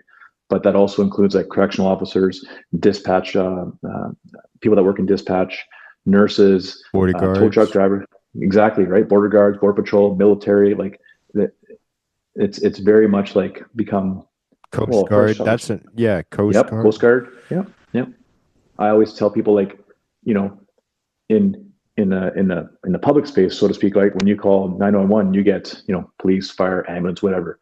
But in the institutions, right, whether it's small, big, when 911 happens in the jails, guess what the correctional officer is? Now they are the police. Now they are the firefighters. Now they are the paramedics. They wear all those hats, right? Because they are their own. They're in their own bubble, so to speak. Yeah, So yeah, just trying to remind people, the general public, that correctional officers, you don't see what they do because they are hidden from the public. They're behind the walls. No one knows what's going on in there unless you're in there, or unless the information is shared out there, right? My yeah, some of the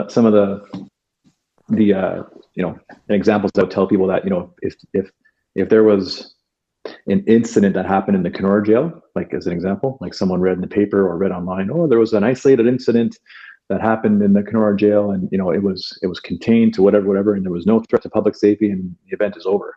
Well, I would go home and I'd look at that and I would chuckle and I would say, yeah, do you actually want to know what that isolated incident was? Yeah, it was a hanging with multiple stabbings and a riot. Like, this is actually what happened. So I was very much like, if the public knew about everything that actually happened in an institution, I think the perception would be probably change for the better in the long term, right? Because with yeah. officers and police and paramedics and firefighters, they're out in the public space all the time. Whereas, there's no public access in an institution. So I always thought information like that should be a little bit more transparent. I think that would lead to bigger and better things for correctional officers. Yeah. And not to put the burden upon you of answering this type of question, but Mm. when you're talking about a facility that houses literally the most violent and most aggressive people in our society, like how do you see a way that that could improve? Of like, how do we navigate a little bit away from the hangings and stabbings and hostage situations? Like when you're, because Mm. in reality, like if you're talking about a place like 80, 100, couple hundred, 1,000, like Yeah, whatever size you're talking about, like we're talking about, yeah, the most aggressive and most motivated, the most violent people. That's what a jail is, really. yeah, Like it's like how do you is there a way that you can navigate away from the hangings and stabbings? Is that just a course of like these are the people that we deal with? It's par yeah. for the course. Because I like think at yeah, I think at the end of the day, you're no matter what procedures and policies and programs you have in place in institutions, you're always going to have a percentage of folks who, will always be repeat offenders. They're always going to break the law. They're always going to be in that category of like, they can't be helped. I like to think that, people, if people really want to change, their behavior, like they have to want to change. They have to be motivated to do the hard work and make a change. And there are tons of really great people that work in those institutions, right? Not just correctional officers, but also like nurses, social workers, mental health workers, counselors, chaplains, all that kind of stuff. And I know from personal experience, those people work really hard to try and, some what may be perceived as like undeserving people every chance in the book, because that's what they're supposed to do. That's their job, right? Um, but I don't know if there is a definitive answer, solution. I think it starts with, people being a little more empathetic, people being a little more caring, not to put like roses and sunshine and all that kind of stuff. Like, I don't want to say like, we just need more love in the world, but I think we need more understanding. And I think we need to default back to the thought that, these are people, these are humans, right? And people just want to be heard. People just want to be acknowledged. People just want to be helped. And that can be very hard to think of when you're in an environment that is so hostile, and it is so can be so dangerous, and it can be so unhealthy, because burnout in institutions, it's real, and nobody wants to be there longer than they have to. But it seems like whenever we start moving towards improving corrections in institutions, whatever that may look like, things happen where you know there's no money involved, or funding's been cut, or staffing, or the government direction has changed. Like I don't know, it's such an onion when it comes to problems that I don't know what the actual solution is, but I know the direction it has to face before it can start going that in that direction, if that makes sense. yeah, 100%. Because I don't know where what I would even suggest. That's why I thought it was like, what would he think? Because Mm-hmm. it's when you actually zoom out and like I said, you look at like, oh, we gotta, there's a subsect of society that are extremely, we need to Mm-hmm. kind of separate them, whether that Yep. is because of violence, aggression, Yep. motivation to do weird things. Um, Yep. you know, w- it's it's a matter of like taking the lifting up the folks who are the repeat in every institution in every region is different.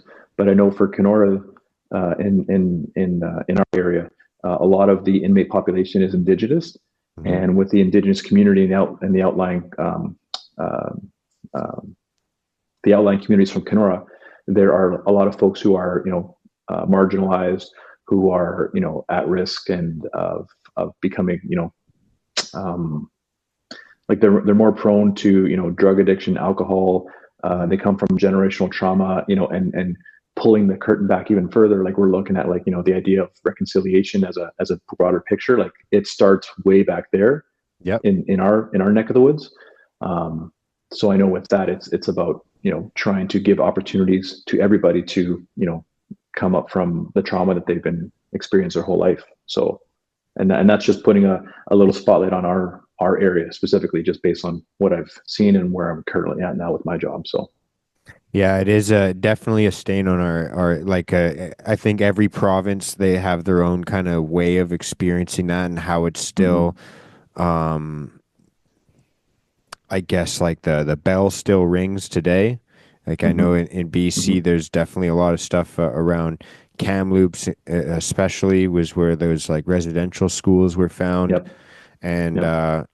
there's there's still kind of reminders of like, oh, this wasn't always the place that we think it is. So Hmm. there's that reminder as well. So I actually do like that you said that earlier, like not to get all hippie and we need more love and empathy, but I actually Hmm. like that message a lot. I think that that Yeah. is something that we need a lot more, because I tend to be, my philosophy tends to be, and this is just kind of my own internal dialogue that I then yell at other people, is just like Hmm. kind of like the idea of like, pick yourself up, you can do this, you've got this. Hmm. Like stop Hmm. complaining about how bad it was. Like you can do this. Yep. And that's helpful, but there is other times where you're like, oh, there actually was something we need to address. And so I like Exactly. that. I remember I asked Devin a question kind of like this, where it was kind of like, were you prepared mentally at all? Like, as you said, you went through training. Hmm. Um, I'm assuming during the training, correct me if I'm wrong, there was never a role play of being taken hostage with a knife to your throat, but maybe there was. But I would Hmm. assume that there wasn't.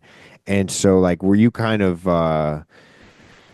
as you started this role, were you forewarned about like, yeah, these you're gonna have life-threatening days? Were you Hmm. were prompted for that, or was that kind of something that We, you were like, oh shit, I just kind of connected the dots of like, now I'm yeah, in this position? we like yes, there was no training scenario that involved a hostage situation like from where I came from. I remember specifically, when that subject came up, it was maybe a paragraph in one of the Yeah, lectures where we right, kind of like, right. oh, in the extreme, rare, highly unlikely event that this happens, here's what you should worry about, right? If you ever find yourself in so and so, but there was no scenario. A lot of scenarios just dealt like real practical scenarios dealt with, almost like a one-on-one standoff. Inmate gets escorted from here to here. Inmate decides to turn and face you, and then you can see like they're being standoffish, and then what do you do, right? So, um, and even in the job itself, like I tell people all the time, there were other scenarios in my short time in corrections where I felt like I was in danger, and that day wasn't it. Like that's what made that day even more wild, if you would. Like it was, it was by all accounts just a regular day. It was a day that didn't really feel like something was off. But I've had many times before that where I was like, something's up. I don't feel safe. Like just kind of being aware of what's happening in your surroundings and just working with other officers, having other officers well more seasoned than me, look at a situation and say, yeah, we're not going in there. Like, no, no, that's unsafe. We're not doing that. But on that day particularly, like it was just like, nope. I felt, I don't want to say compliant or complicit, but it was just a regular day. Nothing felt out of whack. Nothing felt, I didn't have any sort of like something's off because it just felt normal, right? I was going about my daily duties like any other day. So when people say, did something feel weird? I just go like, I wish I could tell you that was the case, but it wasn't. It was just nope, just a regular day. Came out of the blue. I had no idea it was coming. And then knowing what I know now, and from talking with the inmates that were there, and the officers that responded, and the investigation, like turns out the individuals that were involved in all that, like they were planning it. Like they had come to the conclusion that if this scenario presents itself, they were going to grab somebody, and it just happened to be me. Like it was just like, Oh, and for a second when you said planning it, I thought they meant like, I thought that you meant you specifically. I was like, no, oh, no, dude. they weren't thankfully they didn't target me, but they did have. I mean, when it was playing out, because again, I tell people like as it was happening, right? There would be moments where the negotiator would come in, they would talk, they'd have a dialogue, the negotiator would leave, and then it was just me and them, right? So if they Yeah, of when they allowed me to speak, when they allowed me to, because a lot of times they wouldn't let me talk, they wouldn't let me course. interact, they wouldn't, yeah, they wanted to keep me, as helpless and as powerless and as as compromised as possible. But a lot of times when the negotiations were going back and forth, and let's say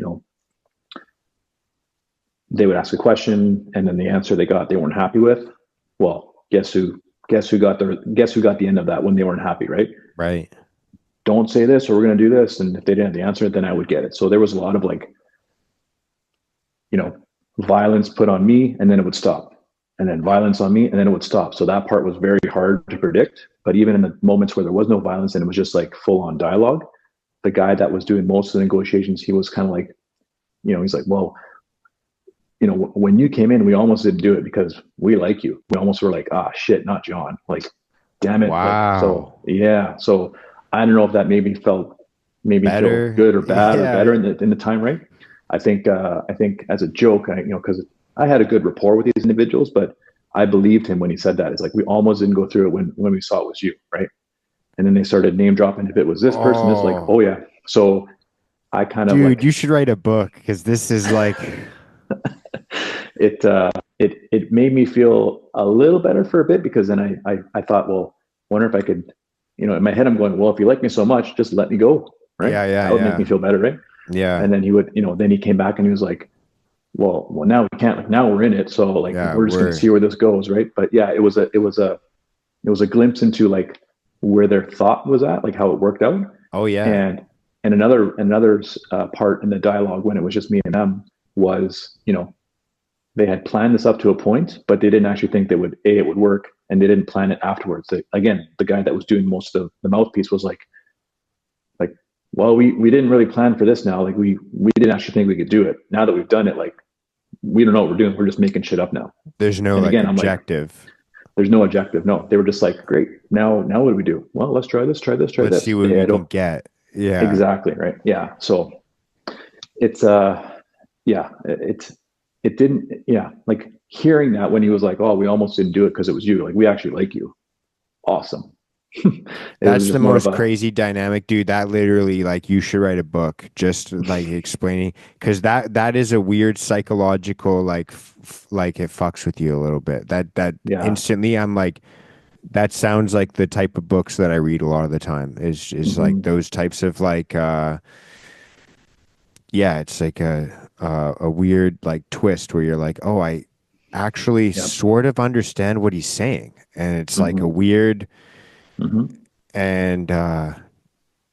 Dude, I could only imagine how that impacted you because it's like, am I pissed that it's me? Maybe I was the guy that was supposed to go through this because I'm the one that survived because they liked me. Maybe Hmm. I was this, maybe it was that. I know like a lot of the time that's how my brain works. It instantly starts to just like kind of, it starts with blaming others, then it starts to blame myself, and then trying to figure out, oh, there's actually gray areas in both. Hmm. And Hmm. that's that, like it's, so I could imagine just kind of the, like almost gaslighting of yourself as you're navigating that through that. Like it's like, should Hmm. I feel blessed or should I feel like a victim or should I feel like both or what's Yeah. really going on? Yeah. Was it, again, trying to understand why this happened? Why was it me? Was it supposed to be me? Like, had someone else gone through this that didn't, you know, I don't want to say handle it like I You're handled looking it, but through who or makes the shifts that week. You're like, who scheduled this shit? yeah. Oh, and the worst part is like it was an overtime shift. Like I wasn't even supposed to be there. Oh man. Yeah. So it's I've replayed that scenario like I Oh, still do it like a million times. Like, I could could I only have done imagine. something different? Could I have, not gone in there that day? Should I have felt something? Should I have sent something? Like, was there any warning? Like, I think I'm still coming to terms like that was, I don't want to say that was supposed to happen, but it clearly happened for something, right? And if that day happened so that AI would survive it, and then I'd be able to share my story, and if my story helps people, awesome, right? If I'm still learning that I can turn that really shitty day into a positive outcome, into a positive, not a positive experience, but like a positive scenario afterwards, right? Because it would be very, I don't want to say easy, but I think a lot of folks would say, whether it was me or whether it was someone else, like it would almost be accepted for someone to have gone through that and become bitter, angry, jaded, and just choose to continue on as someone just very unhealthy, or even just not continue on. Right? It would have been very easy for me to, resort to coping mechanisms that would turn into, addictions, which would ultimately be a downfall. Like I think it's, you know, more of a positive story to think like, or to learn that here's this guy that went through this, and now look at him like, that's pretty cool. That's pretty positive. That's pretty, that's a good thing, right? What happened to you wasn't good, but look at you now, so to speak, right? Like, look where you've come from after going through that, right? Yeah. And I struggle with the notion that, when people, I've been like, and I hate tooting my own horn, and it goes back to like, the attention, me, like, when people say like, oh, you're so inspiring, and you're so courageous, and you're a hero, and I can't believe, like, oh, you're amazing. I'm just like, I don't like that. That's not, I don't want, if you're going to pay attention to me in any regard, pay attention to my story, and then take with it what you want. But I don't consider myself a hero. I don't consider myself courageous. I just consider myself someone that had gone through something really shitty and really terrible and really, evil, and has decided to put work in, and decided to not let that define him. Yeah. Yeah. Yeah. It is crazy because I just, as you're speaking, I'm running through probably just all the different, like, and again, I'm only really guessing because I'm just running through what I think your thought patterns could have been based off what mine are. But Mm, I just, I see that kind of pattern of like, I hate these people. Why could they do this type of evil to other people and blah blah blah blah blah. And then you start to see the path that you almost like see them as kids. It seems like, and it's like, oh, these people grew up, and this is where their best thinking got them. And mm, this is like, how did this happen? Like, it's almost like an injustice in and of itself. Is like, how did this person, and this is his life, this is this man's life, and he's gonna live, and this is somehow supposed to be a dignified life now that he's gone down mm, this path, and it's an injustice. And I can see like you've got like this sense about you where you just it seems like you're like, dude, I need to nip this in the bud. I want people to be able to just kind of deal with this. And it's like, yeah, dude, it's such a multifaceted problem of like, mm, how do we deal with these people better, but also how did these people end up like this? Like, I think is mm. is the sense that I get from you.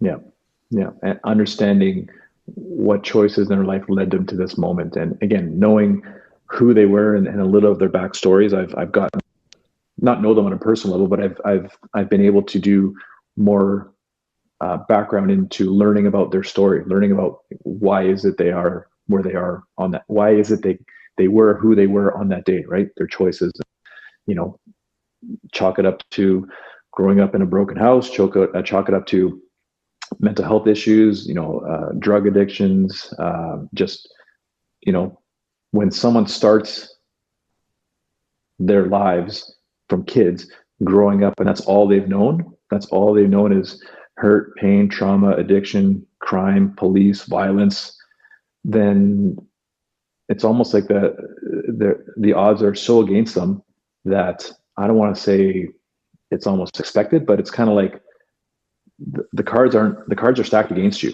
and it's really hard to overcome that. It's very easy to just accept, like, well, I guess I'm just a criminal forever, and this is all I've known, and I just want to keep going down that path because that's all they know, right? So is it a matter of accepting them because that's what it is, or is it a matter of somebody, if not them, somebody kind of coming into their life, be a positive person, and just saying like, look, you can be more than this. You can get out of this. You can be, this does not have to be your life, so to speak, right? Like, is it nature? Is it nurture? I don't know. Like, is it just, it's it's such a whole different argument, discussion, conversation on itself. Yeah, yeah, 100%. But I would like to just let you know, man, you come across as a very compassionate guy, and you kind of reminded me as well to have a little bit more empathy for those around. Because I am Mm, somebody that, look, like I haven't always followed every single rule, dude. I've done a lot of stupid things in my life, and I don't know if it's kind of like a part of me that resents past versions of myself, but when I find people kind of fucking around nowadays, I just kind of think, oh, dude, they got to get some. They need to have some justice. There has to be, Mhm. and I forget sometimes of like, dude, you probably didn't get as much justice as you deserved either. It's like kind of like this, like kind of the empathy and compassion I need to have for other people of like, yeah, you kind of got away with a lot of things that you shouldn't have, and like you're pretty blessed to be where you're at. Mhm. It's a mindset I need to be reminded to have a lot more. So thank you for that, man. No Do you problem. do you have anything that you want to chat about, or any messages you want to share, or anything like that that you felt like we didn't get to cover? No, I mean, like this is a topic that, like I said, I can talk about, have talked about for hours with many people, and I'm very much am an open book when it comes to my own recovery, and I try and be as authentic and as vulnerable as I try to be. And I think, if we were to bring it back to the point of, like, call it recovery, call it resilience, call it, whatever you want to call it, I think that everybody can overcome. I like to think that everybody, no matter what their situation is, no matter how hopeless it may seem, no matter how difficult the odds are, I think if you make the active choice to want to change, whatever that change is, on a small scale, on a large scale, on a short scale, on a long-term scale, I think you have to want to make that change first and be willing to put the work in, because I think a lot of times people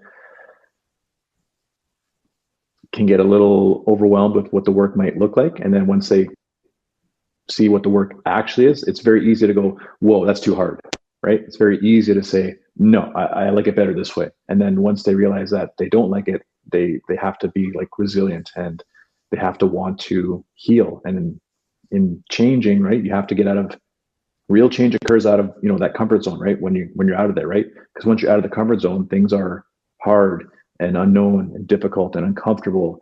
And if you can learn to be more comfortable in that outside the comfort zone, then that comfort zone starts to expand, right? And then that's where growth, evolution, change really manifests. So whether it's a personal journey of trauma, or whether it's a personal journey of, overcoming anything, I think the choice, and then the work has to get put in, right? So I think it's it's a it's a it's a very broad way of putting it, but I think that can kind of be the melting pot when it comes to a lot of problems with Yeah. people facing, I should say.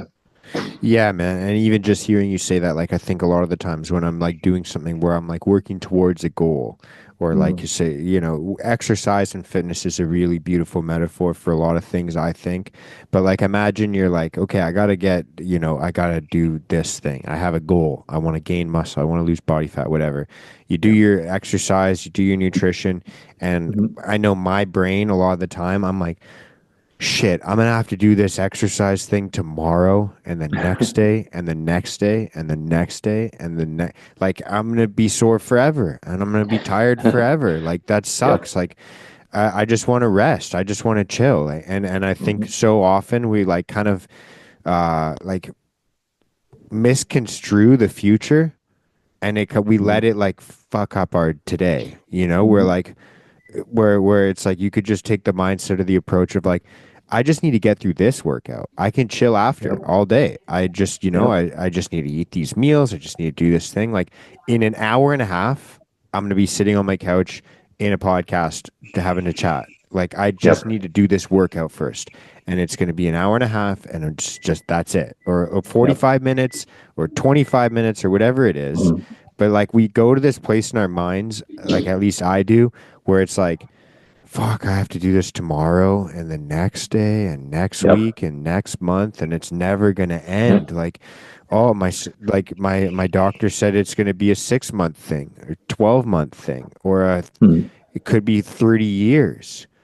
And so what? I'm gonna have to do this for 30 years, like 30 times 365. Like, that's where my brain goes Yep. when it's Yeah, I like, hear you. dude, just go through this next hour and a half, 2 hours. Yep. You're gonna be Yep. experiencing what you want to experience after that. Exactly. You said it beautifully. When I was working with clients in physical fitness, and whether it's one-on-one, small group, a large group, very much that was very a familiar thought pattern. Oh man, it's going to be how long and this long and looking that far ahead. And I always tell people like, try not to look so far ahead. Like that's where we want to move to, but we ain't going to move there today. Well, let's back it up and bring it right here, where for the next hour, hour and a half, today is all we want to work on is this, like those little, small, consistent, everyday activities, right? Habits. We want to start building a daily routine where, you know, it's okay to have a little slip up here and there because, as long as you're trending in the right direction, you're going to get there. And by trending, it's not a straight line. It looks like this, right? So if you have a really good day where you eat well and work out and everything's great, it's awesome. And the next day you're like, yeah, I'm just going to go crush a stack of Pringles, and you go down, right? But you trend in that direction. So I always tell people that I work with, as long as we're trending that direction, don't look too far ahead. Don't make it overly complicated, because that's when people can become overwhelmed and go, oh, this is way too much work. Well, if you look at it that way, sure, yeah, that's way harder than it seems to be, but let's bring it back and start here. Yeah, yeah. And I think even just having that awareness as well, like when, especially dealing with like anger management or anxiety or depression or anything like that, it's easy to Mm-hmm. be like, I found myself in the position before where I'm like, oh, I thought I was fixed. And now all of a sudden I'm yelling at a wall again. Or like, hey, now, whatever it is. Yeah. And it's like, oh, there's been a lot of times in the last year where I've been, like kind of recognizing what you're talking about, where it's like, actually, no, the trend's been pretty good. Like this is like one little thing that happened, and Mm-hmm. maybe in certain ways it was justified, maybe in certain ways it wasn't justified, but like let's just take a moment to reflect on like we're talking like the fact that it's like, oh, I had a blow up this week instead of saying like, oh, I blew up today. Yep. Like it's like that's kind of cool. Or like, Yep. hey, I actually haven't had one of these experiences in like 6 months or 12 months. And it's like, Yep. okay, that's pretty good percentage Mm-hmm. wise. Like we're pretty Mm-hmm. good.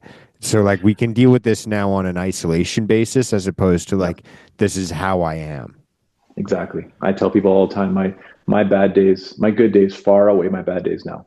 Or 6 years ago, I probably couldn't say that. But nowadays, if I have a bad day or a blow up or a freak out or just something where I get like, whoa, where did that come from? I can at least look back and say, well, it's been like 7 months since I've felt depressed or had suicidal ideations or like had a big freak out or just been, crying all day. Like that's pretty good. Like you should be proud of that, right? As opposed to having those days like every day or every second day, or just not being able to function as a father and as a husband and as a family man, like that kind of stuff, right? So I don't like to recognize, self-recognize or give myself a pat on the back, but I struggle with like I need to hear that from myself more often, because I hear it a lot from other people and I just kind of go, whatever. But when I start believing my own uh you know my own praise, then I'm like, okay, it's okay to feel that. Like you're okay to think that. Yeah, yeah. It's kind of like the Goggins cookie jar, but in reverse. Because instead of like drawing on all the good things, you're like, actually, Yep. it's been a while since we've had a bad thing. So we're just going to Yep. take pride in that for a bit. Yep. Thank you very Exactly. much. No, but I like that a lot, man. Well, hey, I think that's a beautiful place to wrap this up. Did you have any other messages or anything you want to share with people before we jump off here? No, I'm quite happy to be given an opportunity to share a little bit about who I am and what I've been through and where I'm going. And I'm very blessed to be connected with yourself. And I want to say thanks to Devin for because he was the one that said, like, I've got this buddy Mark and he's got a podcast. And I was like, perfect, I'll look into it and I'll read it and I'll listen and all that kind of stuff. And it wasn't until I listened to the last episode where he had mentioned me and I was like, hey, you name dropped me. You're like, I heard Yeah. you talk about me. He's like, yeah, I sure did. So I said, I'll reach out to him, see what happens. So Yeah, yeah. And it's funny too because earlier in the chat you were talking about people that have reached out to you, and I feel the same way. And there's this weird dance where like I almost exclusively never talk to people that like reach out and say, "Hey, I'd like to do a podcast episode," because there's always mm, this weird energy of like I don't know where your intentions are at, or if you're trying to sell something or do yeah, something weird, or it just doesn't feel right. But yeah, the like literally the only time I think about it is if it's been like a referral of like, yo, you should talk to this person, or like yeah. you might be interested in hearing this guy, or and Mm, I mm, always like these conversations. So I guess what I'm trying to say is I hope this isn't isn't the last, man. I really do appreciate chatting with you, and I feel like we're friends now, and I'll shoot you my number after this because I'm the worst at responding to social media and stuff like that. But Absolutely, man. No, I'd be, if you were to have me back down the road for whatever reason, I'd be totally open to it for sure. anytime you're down, man. This isn't like a one or a two time thing. Like when there's people that I just genuinely like talking to, if Mm, people that aren't familiar with the podcast, I tend to have them on quite a bit because I just gotcha. genuinely like talking to people that I like talking to. For sure, man. I would be my honor. Thank you. Wicked, man. Well, thank you very much for your time. I really do appreciate your honesty and how open you are, and I hope that yeah, like I